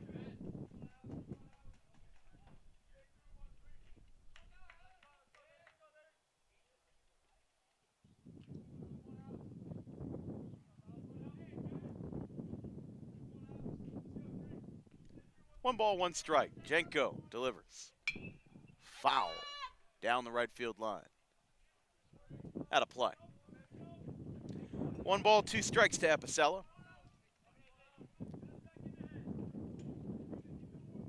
Danny Stickney will lead us off for Lackawanna in the top of the 6th inning. 4, 5, and 6 for the Falcons.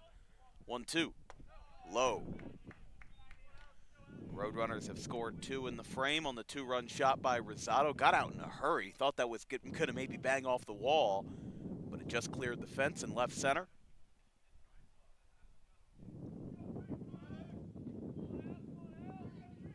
2-2. Grounded out towards short. Picked up on the run. Low throw. He's safe. Just got away that time from the first baseman. And Apicella will reach to put runners on first and second now for Jack Mastero. 2 outs, 2 on. The right fielder, number 22. I don't know if Apicella really would have beaten that out. I'm going to put it in my book as an E6. They did put it in the score as a base hit. Okay, so I'll change it. I shall concede. Definitely was a tough call. There's a strike, 0-1. And that's one thing that makes scoring a game so difficult, is that there's different interpretations of the rules, and there's different, just like in basketball. People don't agree on what an assist is all the time, and sometimes those numbers get inflated. But it's 0-2. The difference between a hit and an error is sometimes ambiguous. Like in that situation, you could argue that Apicella could have beaten it out and that it would have been a base hit either way, or you could argue the opposite and say that Apicella would not have beaten it out and that the first baseman bobbling the ball was the only reason why he went aboard, which would have made it an error.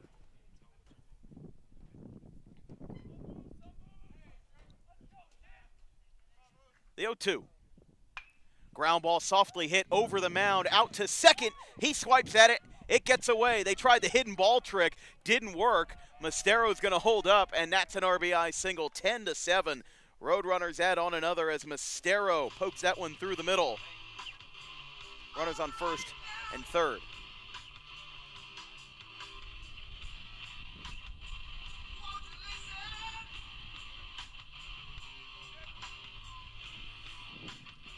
batting the first baseman. Here's Slogic. 9, Nick Slogic. After the RBI single. Yeah, you could see the second baseman there. He tried to fool the runners on a so-called hidden ball trick as the ball went into center field, but Roadrunners thought differently and took care of that one, as it's a 3 spot. They have scored 3 in the 3rd, 3 in the 4th, and 3 in the 5th. It has been heavily consistent. As the 1-0 is outside, 2-0.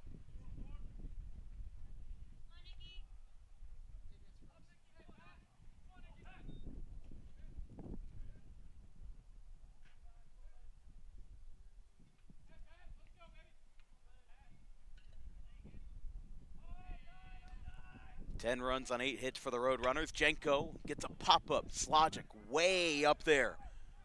Who's going to bring this one in? Left fielder brings that one down, and the inning is over.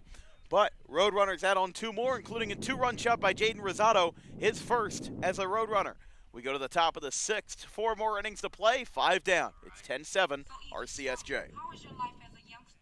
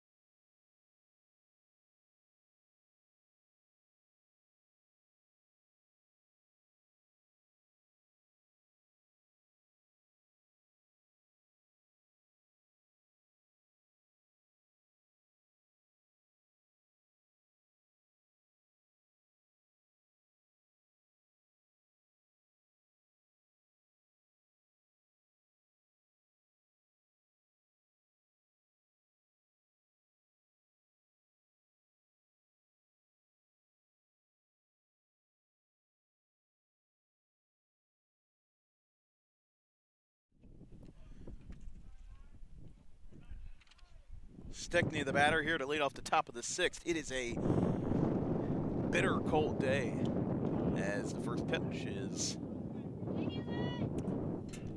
a ball to Stickney, 1-0. 4, 5, and 6 for the Falcons in a 10-7 game after 5 frames. That one's away, 2-0.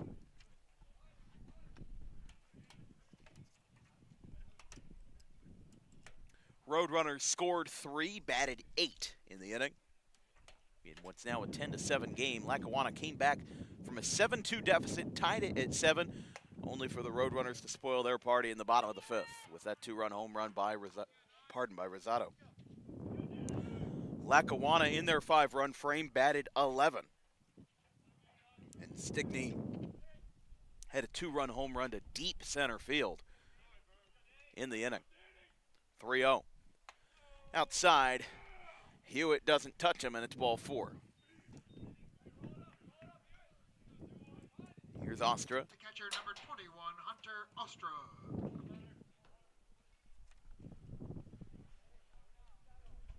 Hunter Ostra, 1 RBI in the game, RBI single in the 3rd.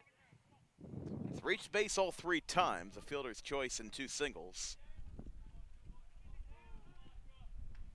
That one's up and away.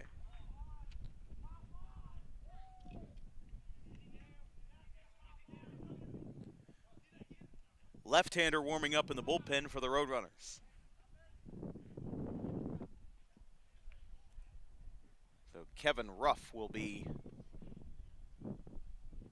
up and warming, and another looks like a left-hander, and it is, for Lackawanna in their bullpen.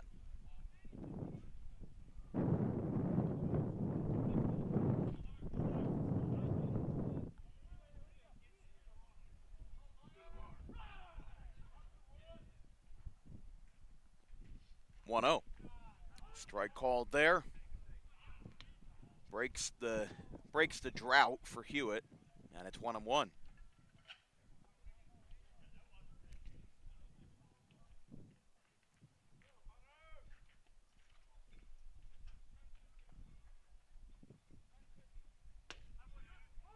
Strike called, 1-2.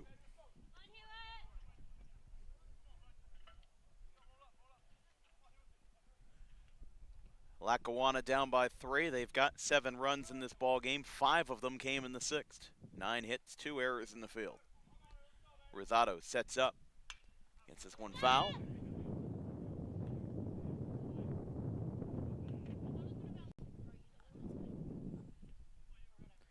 Still 1-2.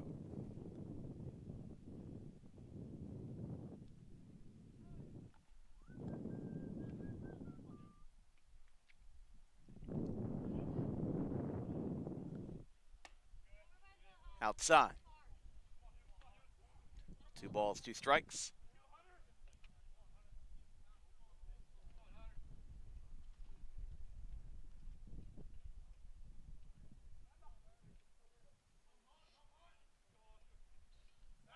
Throw back to first. That gets away. Gets under the glove of Sklogic. And now the runner is going to hold at second. That's going to advance him, and that's going to be an error on the pitcher as Hewitt threw it away.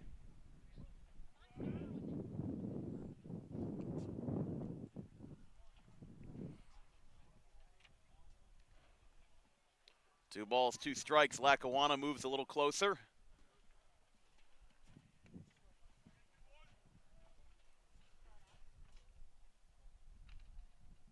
Two. Inside. 3-2.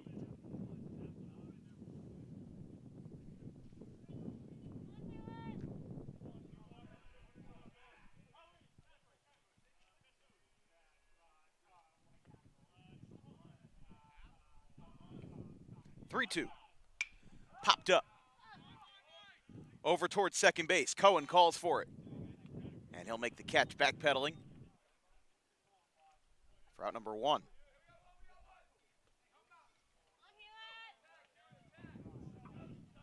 Third baseman, number 5, Mark Zuppo. Here's Mark Zuppo. Runner on second, 1 away after the flyout. Zuppo had the second of 2 two-run home runs in the 5th as a part of the offensive barrage by Lackawanna. Low, 1-0. The Roadrunners will prepare to host a 3-game series versus Atlantic Cape. Well, they'll host games 2 and 3, but they'll be on the road for game 1 at Mays Landing. It's a strike called.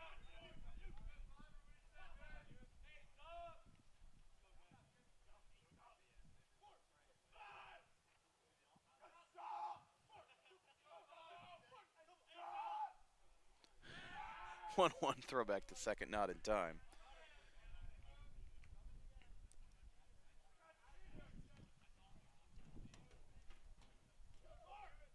For Lackawanna, they'll have a 3-game set versus Sussex, the Skylanders, on Friday and Saturday. Game 1 will be at Lackawanna. Games 2 and 3 will be in Newton. That was popped up. And one went foul down the third base line. 1-2. So the 3-game set for Lackawanna versus Sussex, and then after that, they open up. Actually, they'll have a doubleheader on Sunday too versus Rockland in Suffern, New York. So, and a doubleheader on Tuesday at Monroe. Not the Monroe. Actually, I'm not sure. It says Monroe Community College out of Rochester, which I don't think is where the Monroe that RCSJ has played is from. When fouled back. Regardless, though, that still means that you're going to be playing 7 games from March 28th to March 31st. So Lackawanna kind of putting the pieces together. It makes a little bit more sense why they're doing a bullpen game, because they've just got so much on their plate in the immediate future that you do really have to stretch out your guys and who's going to start versus a very solid Sussex team in Division II. And then a little bit of a wild card with Monroe and all those guys. That's hit out towards left center field. Izzo gets in there. He'll make the catch, 2 away.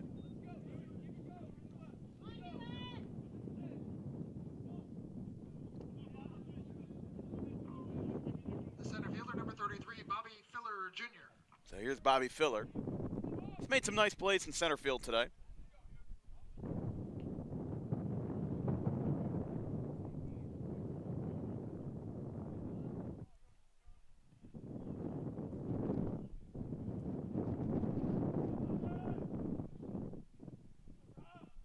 Hewitt, first pitch, popped up, foul.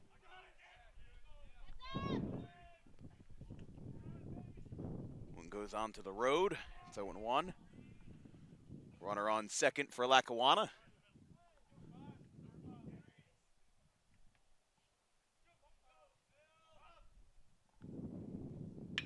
Ground ball, foul, down the third base line.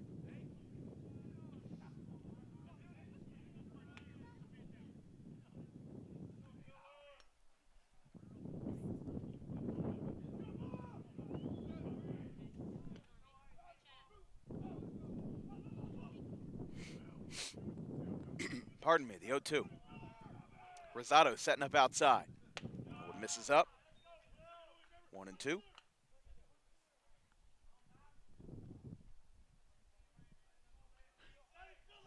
There's an RCSJ player looking for the baseball. Somebody picked it up and returned it to the Lackawanna dugout. So he doesn't know where it is. He was looking for it. Ball gets away. Runner's going to go to third. Ball popped out of the glove of Rosado.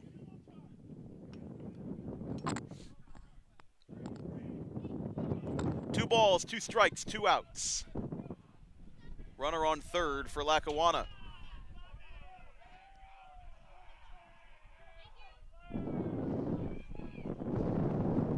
It's 2-2 from Hewitt. Ground ball, softly hit. No, it's going to be a foul ball. They'll say that it made contact. Maybe it hit off his foot or something before it went into fair play.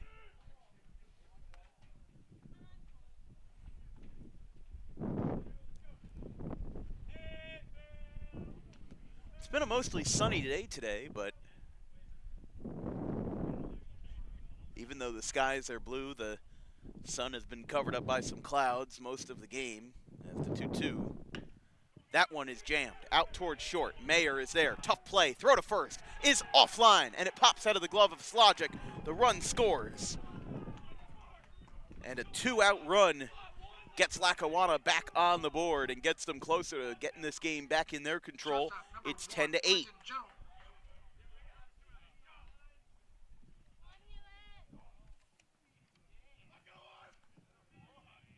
So here's Jones now after Bobby Filler got the RBI. And again, that's exactly what we were talking about with the debate of whether to call that a hit or an error. Nothing's shown up on our board yet, but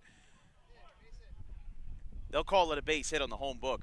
As it is, it was a tough play. Joe Mayer had the run to get it, and there's a chance that Filler could have beaten it out, even with a strong throw by Mayer. So when it's too close to call, you usually defer to the safe side and award the base hit. Counts 0-2. Runner on first. 2-run game for the Roadrunners. One's away. 1 ball, 2 strikes.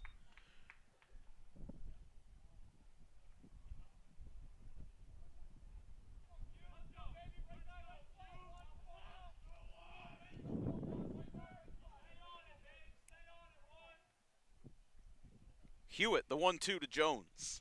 That one's outside. He's been missing a lot on those sliders. They've been taking a little bit too far of a vacation, if you will, outside. And he's just got to dial them in, because if he does, they're extremely effective.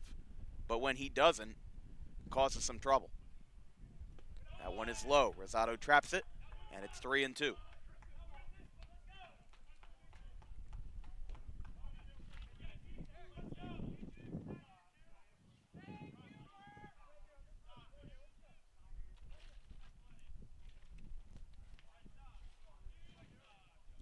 RCSJ 10, Lackawanna 8 in a high-scoring affair. There's a swing and a miss.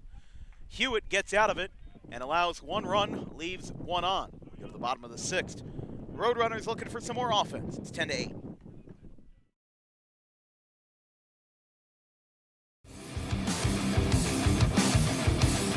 Book Dog Pro Wrestling for your next event or outing for the greatest action that New Jersey Pro Wrestling has to offer. Any place, any time, any setting, Dog Pro Wrestling will bring the action to you, and you won't want to miss it for moments like this.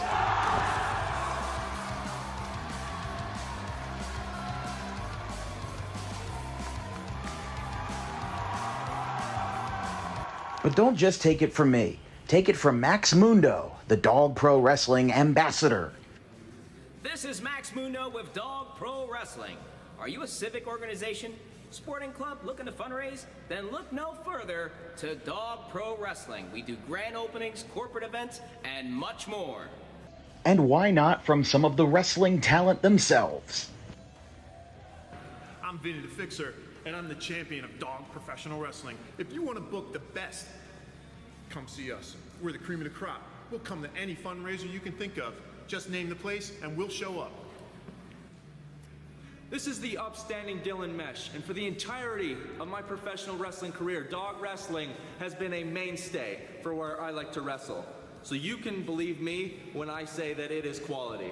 And I'm upstanding. I'm the only opinion you need. Yeah! It's your boy Gabriel Hodder here with my man Matthew Oman, and if you want your events to be all fight, no flight, Then book Dog Wrestling so you can witness true primal fear. woo!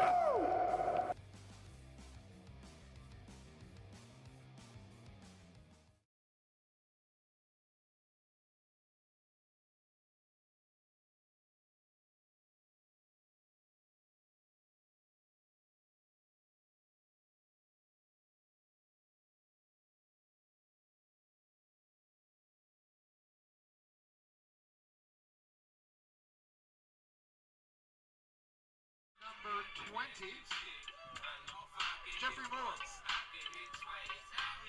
Leading off for the Roadrunners, left fielder Nick Izzo. Nick Izzo leads us off. Jeffrey Moore out of Erie, Colorado is the new pitcher, left-hander, sophomore for the Lackawanna Falcons. Had a 7.71 ERA for Lackawanna last season. 3 appearances, 2 1/3, as Izzo's going to poke this one in the right field. There's a base hit. Just got over the head at second base and was able to make some evasions that time past Abreu. And now it will be Gavin Cohen. Only 1 appearance this season for Moore. 1 inning, 2 runs versus Brunswick Community College back on February the 7th. So it has been, needless to say, a while since Moore has appeared in game action. That ball tips off the top of the fence. And a wild pitch moves the runner into scoring position for RCSJ. 1-0 to Cohen.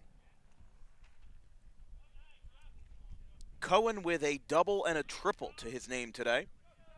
A 2-run triple gave the Roadrunners the lead in the bottom of the 3rd. He'll show bunt again. Ball pops out of the catcher's glove, but this time it's called a strike. 1-1.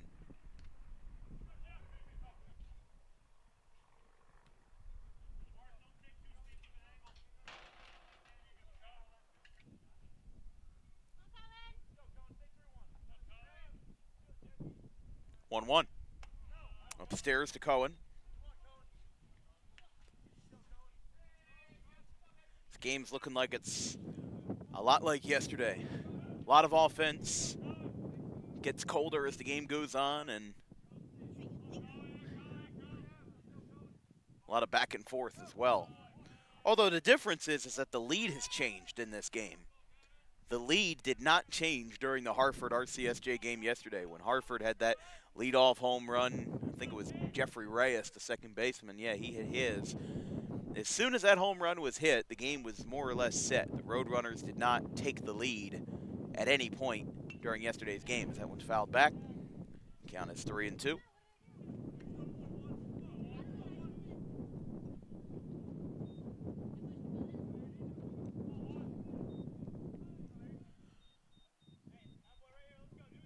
Three balls, two strikes. And the full count is outside. So ball 4 to Cohen. And he'll reach to put 2 runners on. Hitter number 19, Carter Comiskey. Carter Comiskey to batter.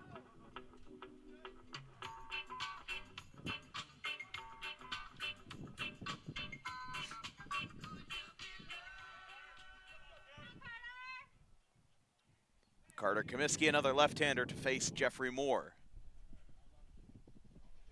Showing bunt, gets the squared up. It's gonna roll past Moore, he bobbles it.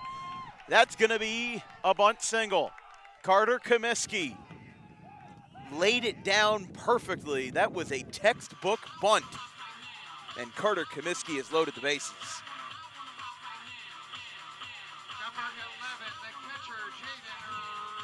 So here's Jaden Rosado, homered in his last at bat, first career home run with the Roadrunners. And the bases are loaded with nobody out for Rosado, who's hitting .404 this year. Moore, first pitch, breaking ball, misses high. And again, Lackawanna, you know, even by playing this game, they have to stretch their bullpen thin because they're playing 7 games across Saturday, Sunday, and Tuesday, or excuse me, Friday to Tuesday. Rosado launches a ball left field, going back to the wall. You can kiss that one goodbye. It's a grand slam, Jaden Rosado. And it's 14-8. He didn't have a home run in the blue and gold before today. He's now got 2 versus Lackawanna.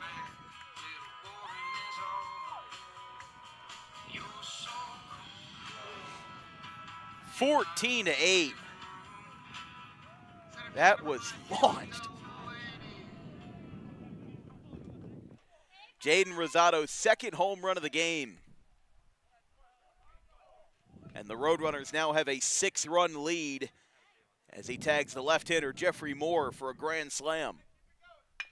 Ground ball, Delaney out towards short, picked up by, oh wow, that ball got away from Quentin Jones. And the barrage continues.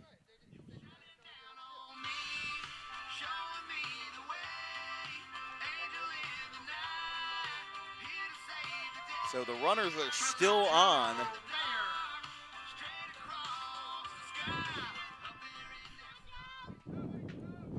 So Mayer will bat as Delaney reached. Now Mayer on the ground to short. Jones bobbles it again. He'll try to salvage the out. He won't get it. And 2 runners are on.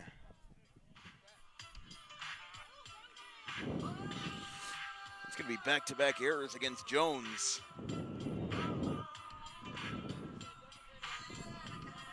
4 errors in the field for Lackawanna, as Alex Apicella will be the batter.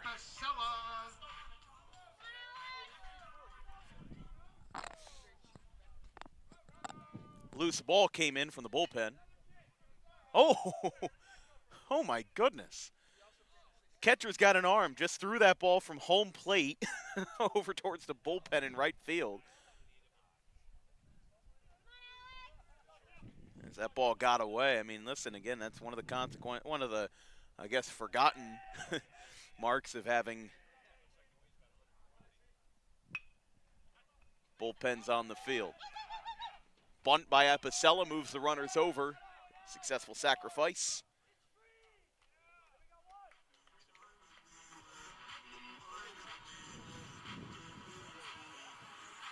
Here's Jack Mastero.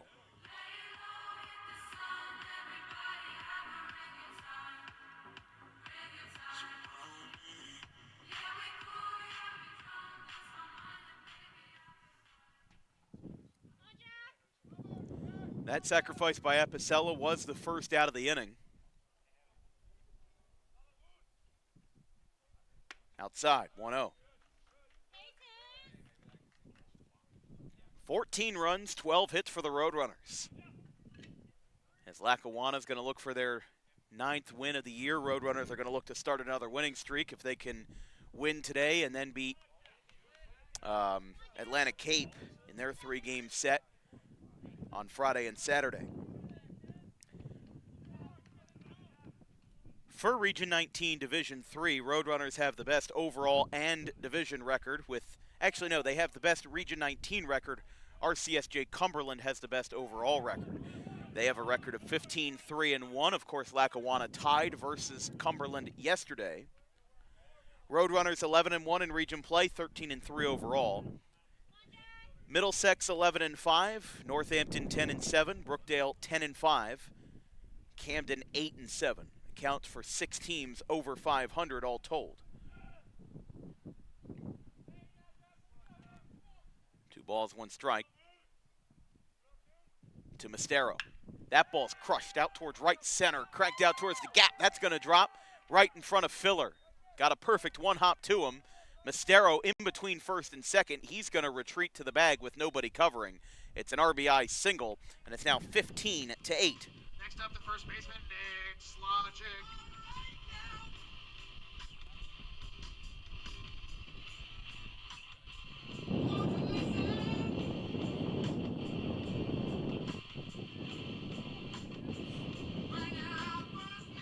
Here's Nick Slogic. He's going to be the 9th batter of the inning, as Mastero now has his 2nd RBI.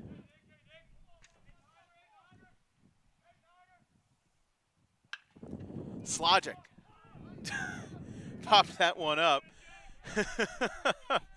It's going to be caught in left field. This is going to bring home a run on a sac fly, and it's 16-8. Sometimes our microphones work a little too well, and that was an example of it right there. With Slogic's frustration, 6th spot for the Roadrunners, 16-8.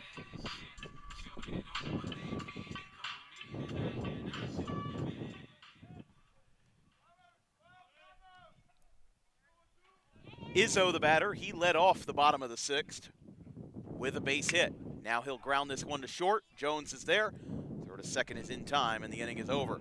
RCSJ puts up 6 runs as the sun is shining brightly now here from the home of the Roadrunners. It's 16-8 after 6 innings.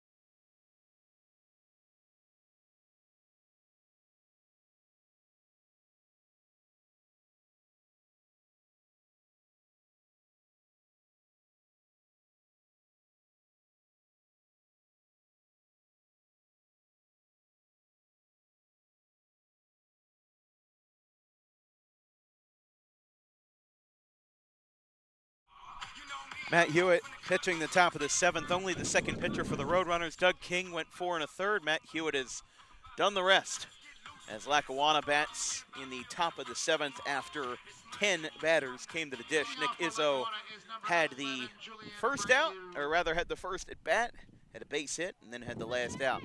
Abreu leads us off for Lackawanna, 9-1-2. As the first pitch is a swing and a miss on a brutally windy day here at RCSJ, but I mean, my laptop's saying 52 degrees.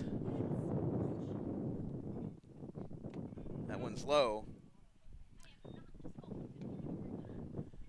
I mean, 52 and sunny, but 20-mile-an-hour wind gusts, probably even more so because of the campus that we play on. That's going to hit Abreu. Hit by pitch puts a runner on to lead off the frame.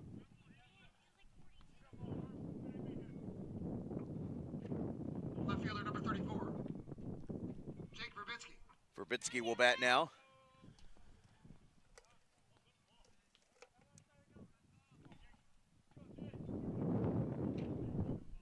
Again, that's why you see the camera moving as much. Coach Valley will come out, and he's going to talk to Hewitt. Again, Kevin Ruff is a left-hander warming up in the pen. I think Lackawanna is going to... Okay, so he will call for the right-hander. Not going to waste any time, as Kevin Ruff will come into the ball game, third pitcher to appear for RCSJ. Take a break from the top of the 7th.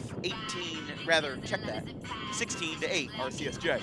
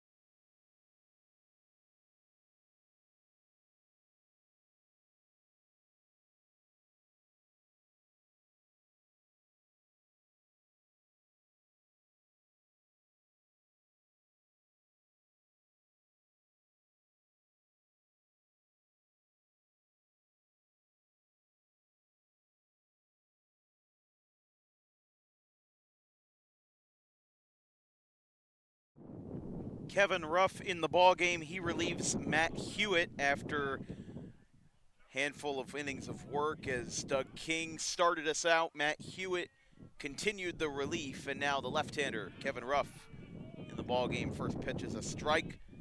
Left-hander out of Downingtown, Pennsylvania. A 17.05 ERA for Ruff in 6 1/3 innings, looking to bring those numbers down with 12 Ks. That one's low. Rosado's got a nice throw. He got him at second base. Jaden Rosado, the third time in 2 days that he's thrown out a runner going for second, and he retires Abreu for the first out of the 7th. That's a great confidence booster for Ruff. I mean, obviously that one runner was inherited, but you're still dealing with now bases empty, 1 out. It's almost like you're starting fresh. And I think Ruff likes, I think it's always great. You know, if you don't get a pick off, get Rosado, get somebody to throw it down, get the out. Many different ways to create an out in baseball, and that's one of the better ways to do it. And Rosado threw out 2 runners versus Hartford yesterday. It's a 1-2 outside. Rosado setting up out that time. Roadrunners could win the game by run rule in the bottom of the 7th inning if Lackawanna is kept off the board, and RCSJ would have to score 2. Ground ball rolled over to second. Cohen is there in time, and there's out number 2. Lackawanna, if they fall today, would fall to 8-11-1. They had their tie versus Cumberland last night with 15-15 when the game was tied. So do the math. In football terms, that's 5 field goals each team. But instead of a lot of balls going through the uprights, it's a lot of balls going over the fence. We mentioned, though, this is now 17 out of 20 games that Lackawanna has either scored 10 runs or given up 10 runs. And yes, that is it is an apparent part of junior college baseball, is that the games are a lot high scoring.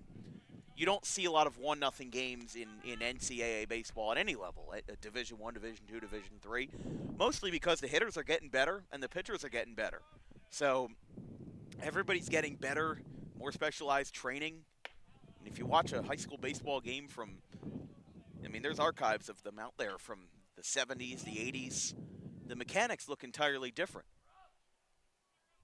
But today, pitchers are mentored and taught by professionals, and they use those optics at all levels of the game. Free pass to Brown. First baseman number 31. Sean Moore. Sean Moore will be the batter after the walk to Deacon Brown. 2 away, top of the 7th, 16-8, Roadrunners. Strike called.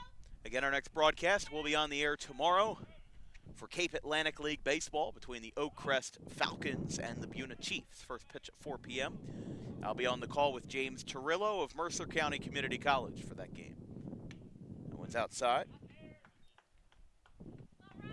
And again, I think if you look at the forecast, Friday is very much up in the air, but looking like, I mean, we have a game scheduled, but good chance it won't be played, with heavy rain expected.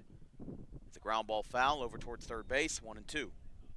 In the bottom of the 7th inning, as we go towards the stretch, we'll see the Roadrunners bat 6, 7, and 8. Cohen, Comiskey, and Jaden Rosado, who's had 6 RBIs, 2 home runs today, 2-run shot in the 5th, and a grand slam to cap off what's been a great night for the freshman catcher here this afternoon. Away, 2-2. Moore, 2 for 4.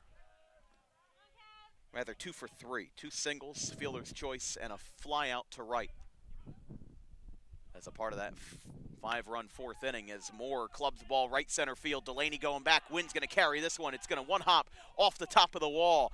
Getting the wave from a carry around third. This is going to bring Lackawanna a run home. It's up the line. RBI double. Sean Moore scoring Abreu. Rather, scoring Deacon Brown. And Lackawanna at least can salvage 1 run. It's 16-9. Designated hitter number 99, Danny Stickney. So here's Stickney. We mentioned that Lackawanna will prepare for a 3-game series versus the Sussex Skylanders. Game 1 will be at Lackawanna on Friday. Now a ground ball out towards second. Cohen is there. Throw to first is in time, and the inning is over. So Lackawanna gets 1 back. Roadrunners would need 3 to win this one by run rule, but let's not hold any assumptions just yet. Still got some baseball to play. It's 16-9.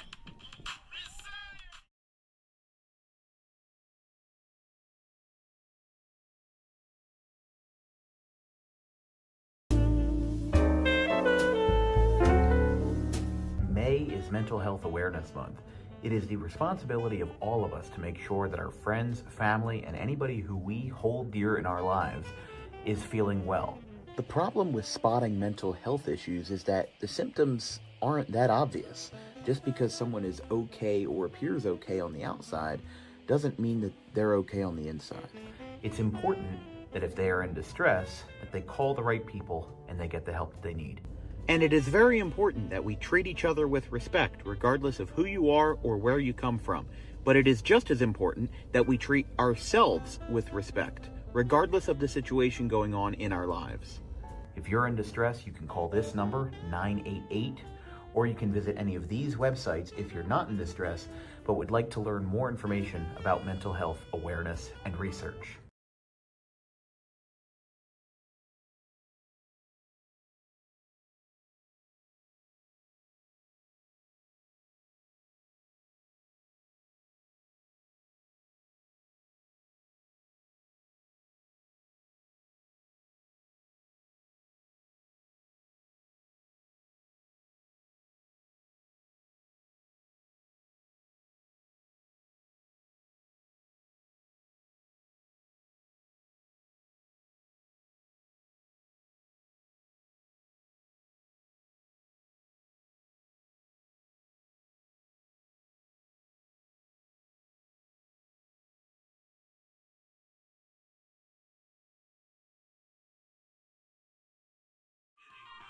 Levi Hoonen pitches the bottom of the 7th for Lackawanna, the Falcons. His first batter will be Gavin Cohen. Hooven from Johnson City, Tennessee, famously referenced in Wagon Wheel, Old Crow Medicine Show, later covered by Darius Rucker. Johnson City, Tennessee out of Providence Academy, 5'9", 167. One appearance and a third of an inning, but 3 runs allowed. 3 earned runs, that is, giving him an ERA of 81. So, again, win or lose, this is a great opportunity for Lackawanna. You get to see, Mike McCary gets to see his pitchers that he doesn't see all that often or doesn't get to use all that often. He gets to see them in game action versus a solid offensive team. Gets to see whether or not, especially for the first years, you know, whether or not they'll be able to pitch when it matters the most. When you get into April, when you get into the playoffs, there's a ground ball to first. Fires the throw over to Hooven, who covers the bag, and he'll get out number 1. The designated hitter, number 19, Carter Comiskey. It's Carter Comiskey.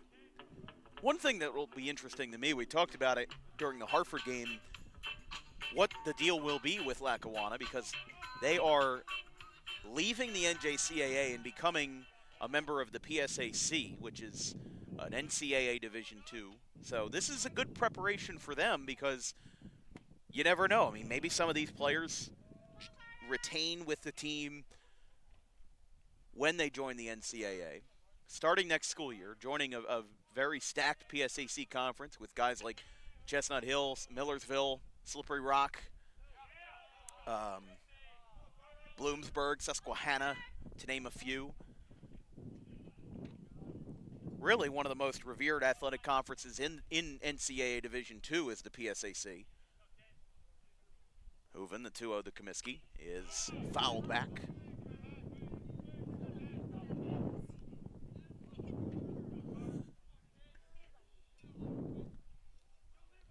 Two balls, 1 strike.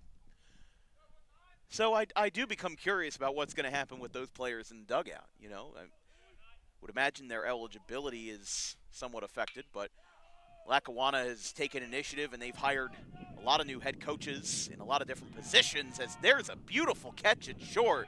What a play. Fantastic catch at shortstop by Quentin Jones. There's 2 down in the 7th.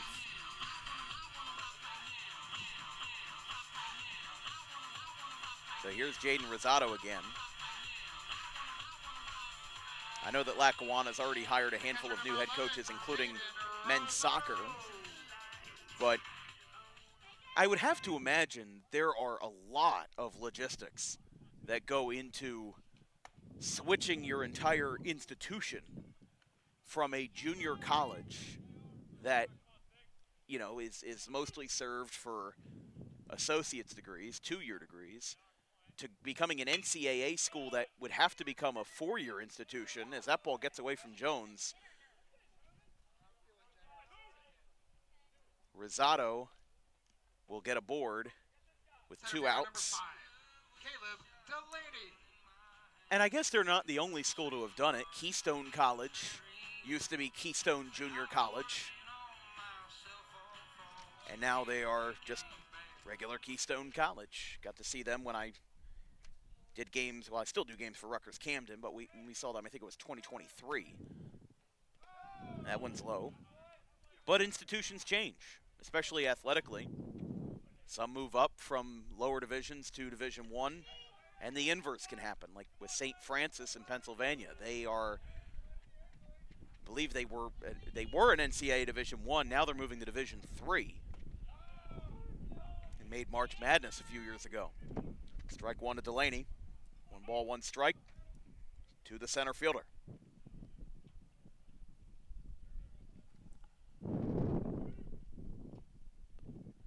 1-1. That one is low. 2 balls, 1 strike to Delaney. Number 9 hitter, no hits for him, 0 for 4. Ground out, strike out, fly out, and reached on an error.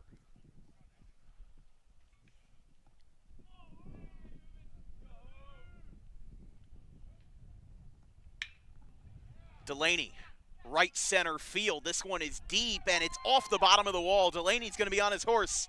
Rosado's going to get around third. He will score 2-out double. And an RBI for Caleb Delaney. And it is now 17-9. Now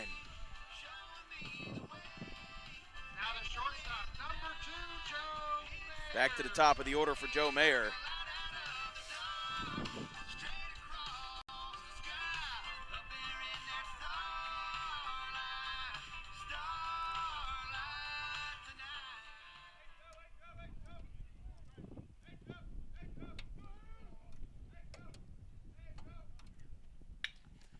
Mayer, left field, that gets down for a base hit on the first pitch. It'll go out towards the corner. Coming in to score is Delaney, and the Roadrunners are 1 run away from run rule. It's 18-9. Third baseman, number 3, Alex Apicella. So a 9-run game. And Apicella, now the batter. Delaney had the RBI double. He came around to score on the RBI by Joe Mayer, his first RBI of the game. Apicella launches a ball, but this one is well foul.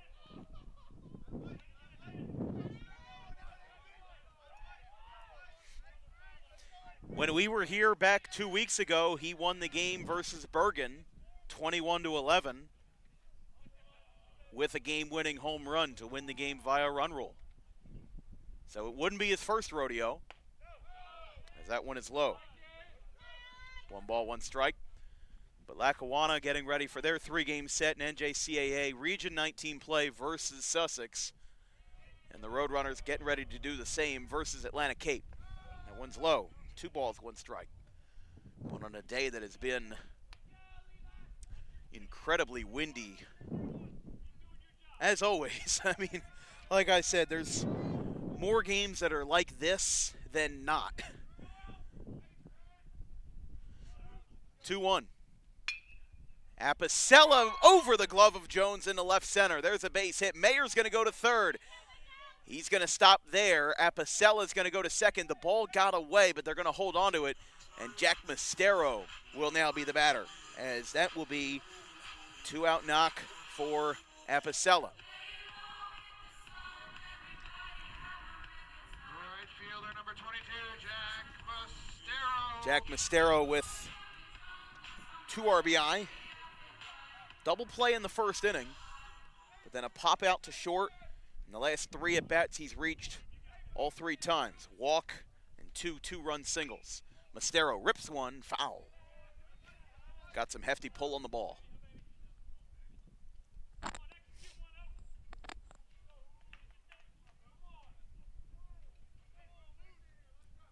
Mastero can win the game with a base hit. That one's upstairs. If the Roadrunners win, they'll improve to 14-3, going into their 3-game set with Atlantic Cape starting on Friday in Mays Landing. Lackawanna with a loss will fall to 8-11-1. Their one tie coming versus Cumberland just last night. But if this game gets over early, won't have to worry about sunlight. Definitely was a concern yesterday versus Hartford, but got the game done. 13-8 was the final. That one is low.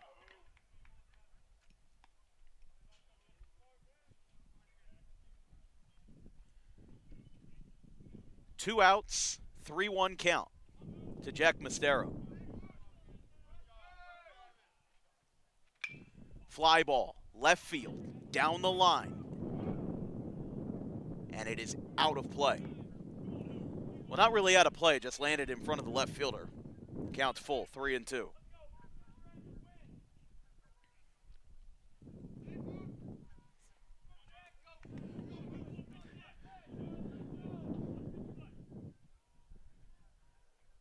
Well, if you want to use a term in tennis, this is match point, if you will. 18-9. Lackawanna needs an out to send this one to the 8th. And there's a ground ball to first. And we will have another inning here in Deptford as it's a 9-run lead for the Roadrunners, but not enough to win it as a ground ball to first retires the side. We've got one more to play. It is 3-2, or rather, no, excuse me, it is 18-9 RCSJ.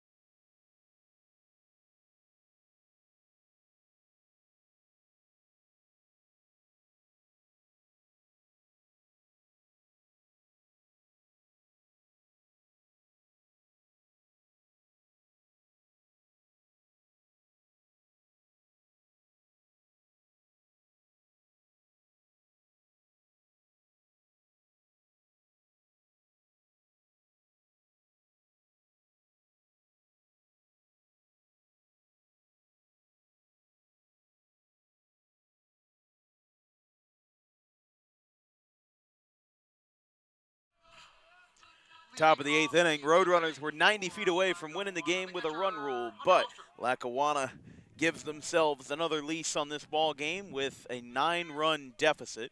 Roadrunners have scored in every run except for the first, and while Lackawanna has done more or less the same, they have not scored in the first or the fourth. Every other inning has gotten runs home. The only difference is that for Lackawanna, a lot of their offense has been 1 run here, 1 run there, 1 run apiece in 4 separate innings, the 2nd, 3rd, 6th, and 7th, and then 5 runs in the 5th, add up for a total of 9.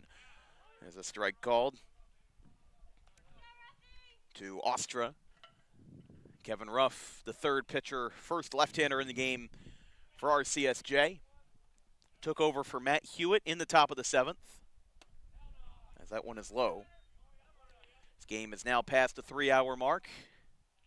6:34 p.m. First pitch was at 3:33 this afternoon.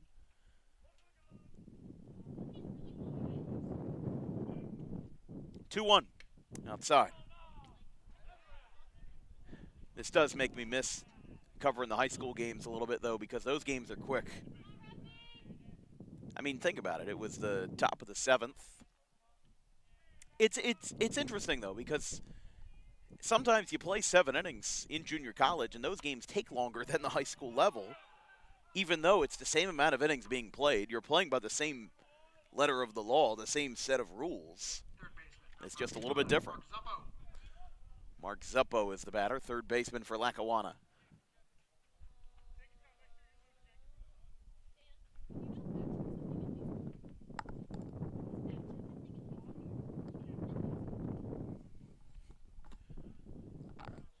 Matt McCary, or excuse me, Michael McCary,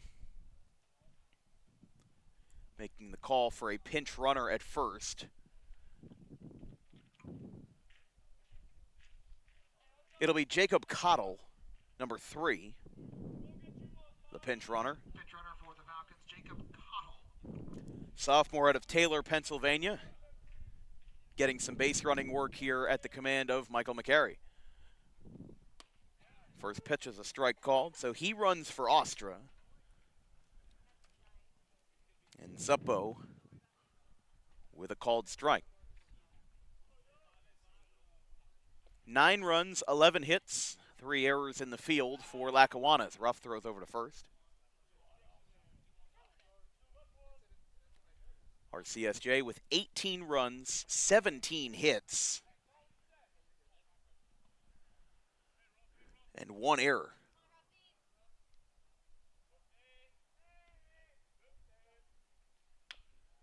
Grounder foul. That one got a piece of Zuppo. Can't imagine that feels good. Just like when you get jammed on a metal bat in this kind of weather, it stings you. Every piece of contact you make stings just a little bit more in this kind of weather, even with the batting gloves and even with all the protective gear you can imagine to keep yourself warm. The 0-2 outside.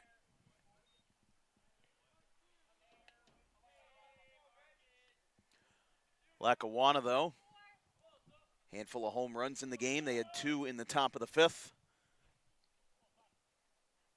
2-run shot by Stickney and another by Zuppo.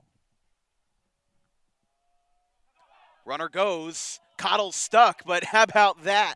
That's why he pinch ran. Got some wheels over there, and he'll get to second base. That's like some Terrence Gore speed right there. I mean, he just busted out of the base, went straight up, hesitated once, almost like he pump faked him, and then he got to second base. Excellent base running by Jacob Cottle. Swing and a miss. Zuppo down on strikes, and there's one away here in the top of the 8th. Center fielder number 33, Bobby Filler Jr. Bobby Filler Jr., the center fielder, has made some nice plays out there in the outfield today in the very vast RCSJ outfield. 403 to center. 1 for 3 with a walk and an RBI single to his name. That one is a good frame by Rosado, just missed. 1-0.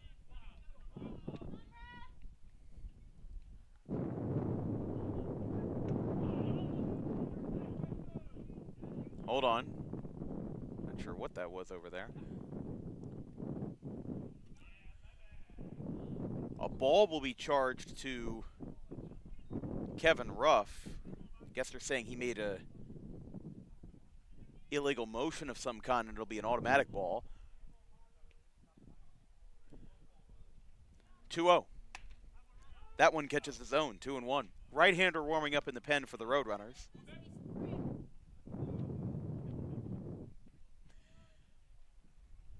And on the opposite side, a lefty warming up for Lackawanna. So both bullpens active.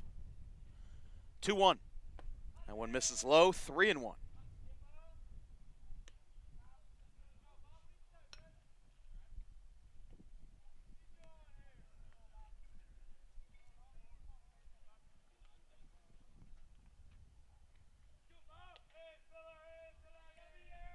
Ruff, 3-1, way upstairs. Ball 4, and Lackawanna's got 2 runners on. Next batter for the Falcons is the shortstop number 1, Quinton Jones. Camera just likes pointing at the microphone because it's so windy that it's actually moving my tripod and it's not staying steady. So I apologize for the awkward camera movement, but we do what we can around here. This is junior college baseball after all. It's 0-1. Jones has not had the cleanest of days in the infield. He's responsible for 2 of Lackawanna's 3 errors, but he does have a base hit to his name, 1 for 4, single, fly out, and 2 strikeouts. That one's high, 1-1.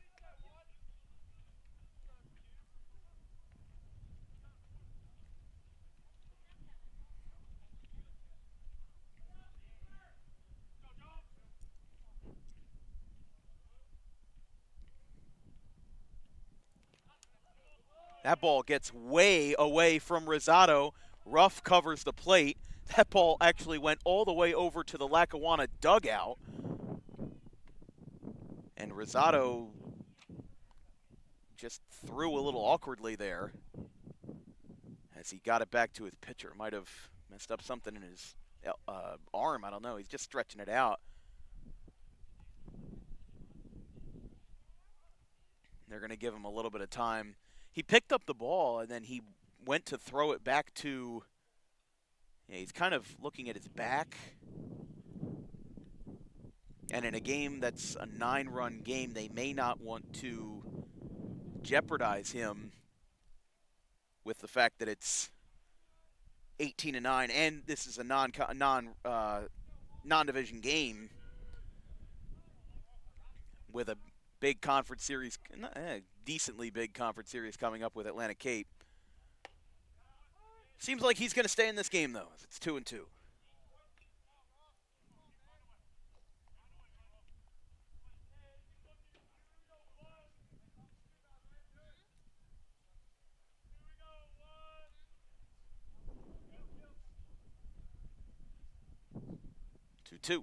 That ball skips away. Here comes Cottle, blazing to the plate, and he scores. Double digits for Lackawanna, and it's 18-10.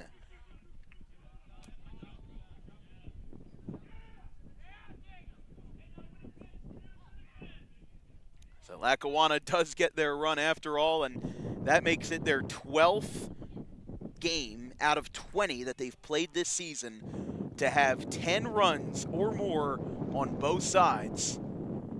And now Rob Valley will come out. He's going to talk to his catcher, Rosado. He was talking to him earlier, and there is another catcher coming out in full gear, so it looks like they are going to be conservative with him and take him out of the game. Well, never mind, he just waved him off. He got in all that gear.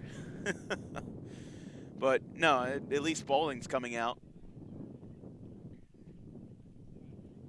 And I just noticed Coach Valley himself has a sling over his left arm. I didn't even notice that. That was there yesterday. Shows how good of a how good of a what's it called, an attention to details guy I am. I didn't notice that. Hope he's all right. But yeah, the trainer coming out to check on Rosado.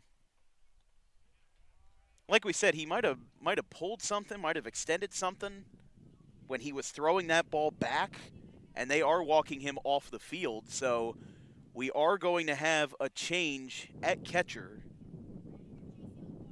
and J.C. Laquara will come in. So Jaden Rosado will walk away with the trainer, and we'll have a defensive substitution here, 18-10, top of the 8th, 1 away.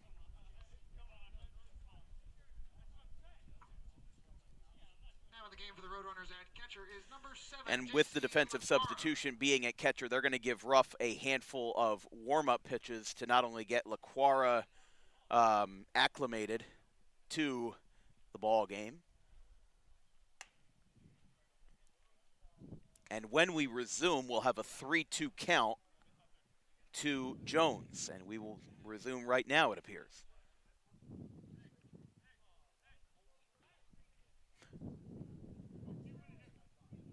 3 balls, 2 strikes, 1 away. Runner on third for Lackawanna. There's a swing and a miss.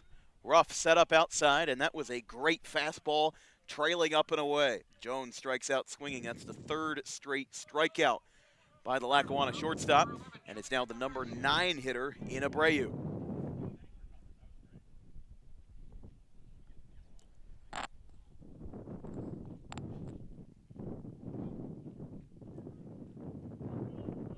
A combined 28 hits in the game, 11 for Lackawanna, 17 for the Roadrunners. And with a 18-10 game, Roadrunners will need 2 in the bottom of the 8th to win it by run rule.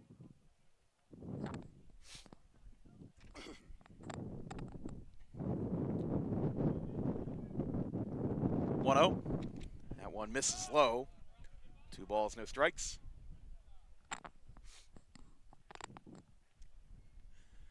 Quite a brisk one today. And they said that spring started a few days ago. I don't know if I believe that. Very much does not feel like spring.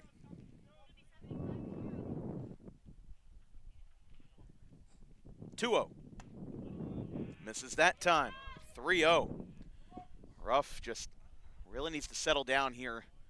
Slow down his mechanics, get himself a strike right down the pipe, and then try to force some contact. You know, I don't think he's trying to swing through these batters. I think he's trying to swing into them, and he's not really, you know, using all of his power there. That's a 4-pitch walk to Abreu. Left fielder number 34, Jake Verbitsky.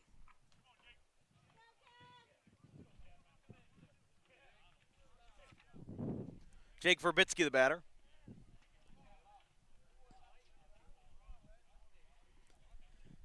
Lefty-lefty matchup here with 2 away in the top of the 8th. Low, 1-0.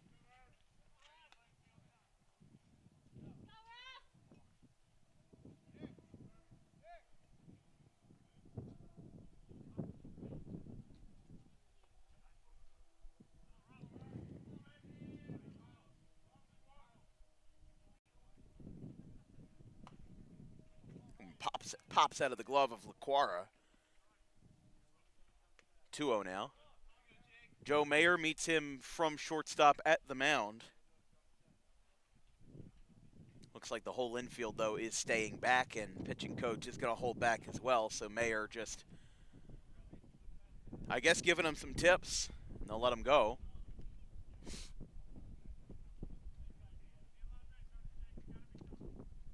And that will be a mound visit charged, so that basically acts as your pitching coach mound visit.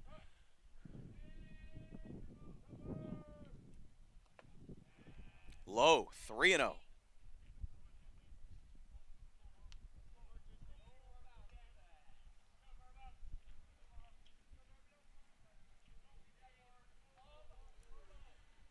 Runners on the corners. 2 outs, top of the 8th. Double digits on both sides, 18-10. And there's a strike called, 3-1.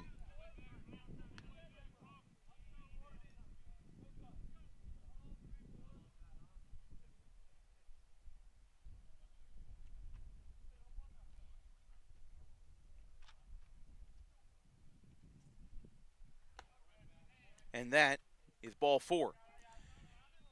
Bases are loaded. Deacon Brown is the batter.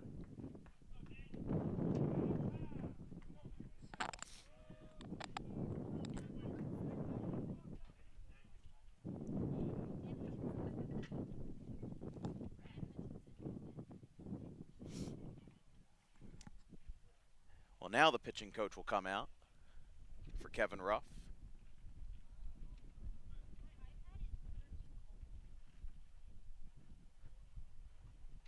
Dan Hutchinson, the right-hander, warming up in the bullpen.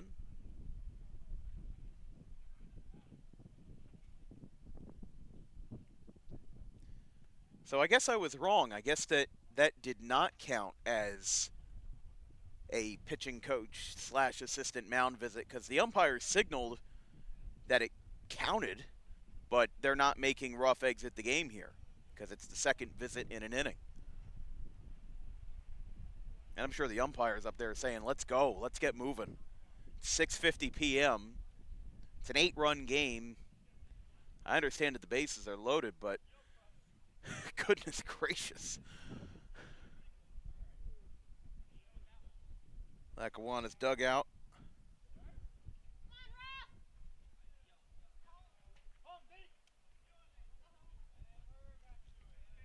They were trying to stay warm.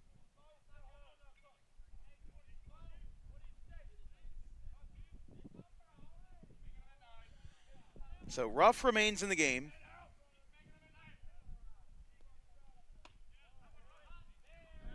Ball.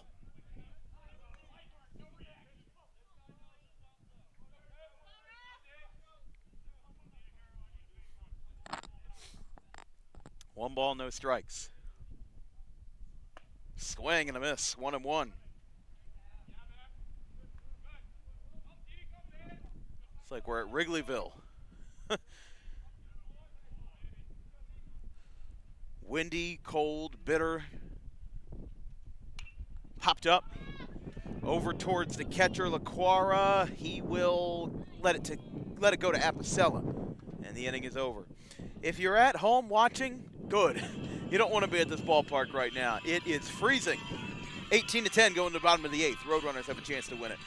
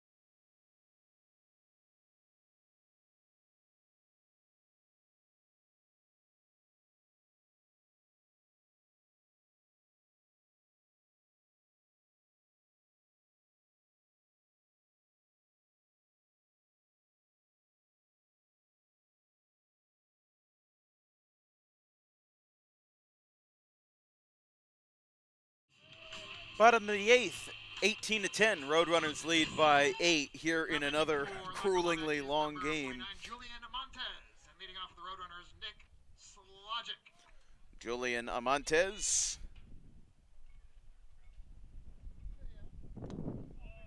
One misses. Montez, a Jersey product, left-hander from Westfield. 6'7", 315 pounds. Just a third of an inning this year, had 6 innings last season. As getting jammed, Slogic out towards left field. And when it's caught by Jones, one away. Here's Nick Izzo.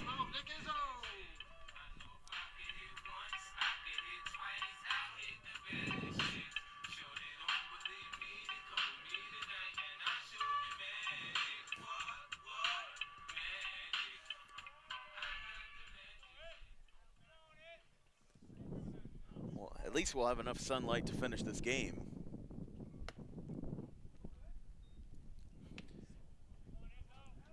But the Roadrunners were 90 feet away from winning the game via run rule. In the bottom of the 7th inning, Jack Mastero grounded out to first to end that problem, though.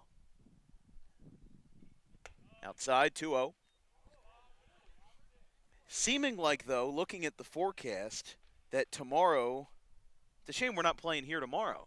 It's going to be 73 tomorrow. And instead, the real feel is 41. That one is away. Apologies there. Camera moved out of place without me looking. It's 3-0.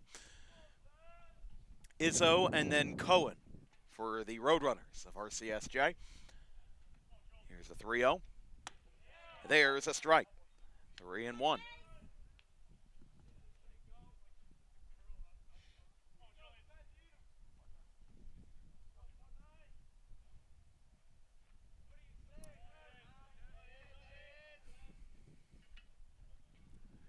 Izzo, right field. The wind's going to carry this one way back there and way gone. Nick Izzo to right center field. The wind picked up at the perfect time. That ball's got a flight attendant, just sailed on out of there, and it's 19-10.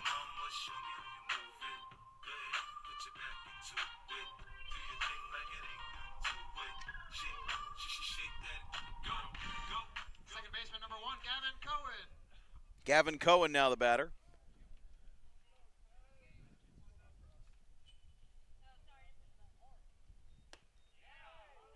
Strike called. 0-1 to Cohen.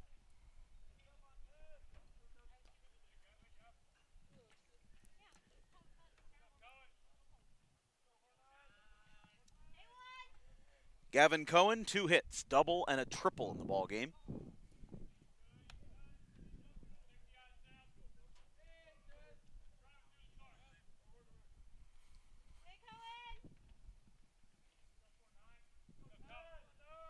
One. Away, 2-1.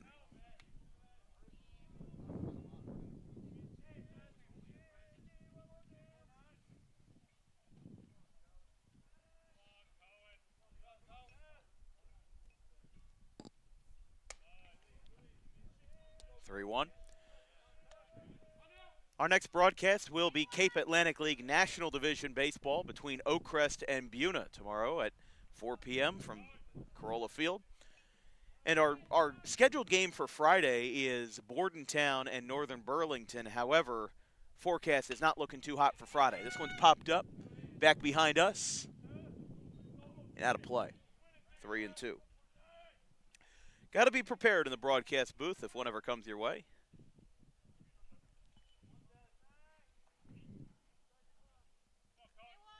Almost got hit with a home run more than one time in our broadcast ventures.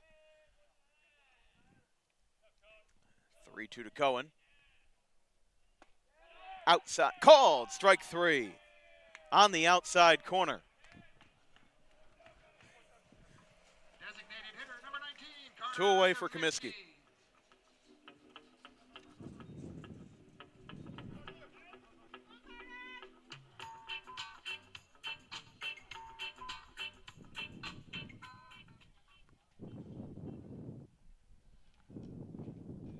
I will say, it is a testament to how cold it is that there are people working the game in the stands, but we have one fan watching in the grandstands. He's holding on. The gentleman over there. A lot of respect. How cold the game is. A lot of folks went home. A lot of folks went back to their cars. Went to warm up. Comiskey with a fly ball center field. We will play a full 9 today as that ball's made in center field. And the Roadrunners, at best, will finish their offensive performance with a 9-run lead. We go to the top of the 9th. Closing time for the Roadrunners. It's 19-10.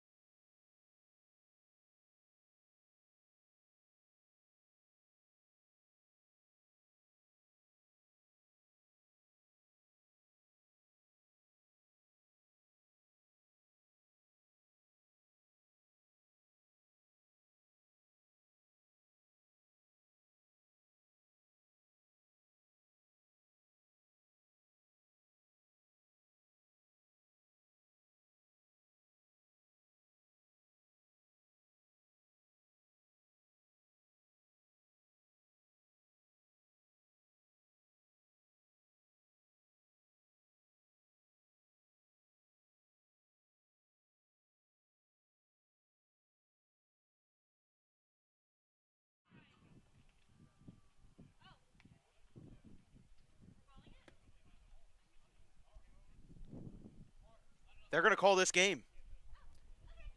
Mike McCary went out to talk to the umpires, and not exactly sure why, but maybe they were worried about the sunlight that was left. This was around the same time we started the 9th inning yesterday, so that's going to be that for today. And the final score will be the Roadrunners 19 and the Lackawanna Falcons 10. So the Roadrunners will win game 1 of this 2-game home and home. Lackawanna will host the Roadrunners on Thursday, April 19th. So kind of an odd game. The fact that I think they would have had enough to finish the 9th, but they decided not to, and they decided to call this game early. So certainly, considering that it's 40 degrees out and it's not, I think Lackawanna could also see that they were down by 9 runs. They maybe wanted to save a little bit of their bat, didn't want to risk any injury, and they'll play the Falcons again on April 19th as the Roadrunners pick up a 9-run victory over the Lackawanna Falcons, the NJCAA Division II opponent. That'll be all for us tonight. We'll be back on the air in much warmer weather tomorrow from Atlantic County as Oakcrest visits Buna in Cape Atlantic play. From our entire crew, our social media coordinator, Haley Mejia, our graphics crew, Gavin Vanderell, Caleb Lane, Carson Rosso, and Fisher Giannotti. I'm Dan Wilkins. We'll see you tomorrow from Buna. Final score, RCSJ 19, Lackawanna 10. Have a good one, folks.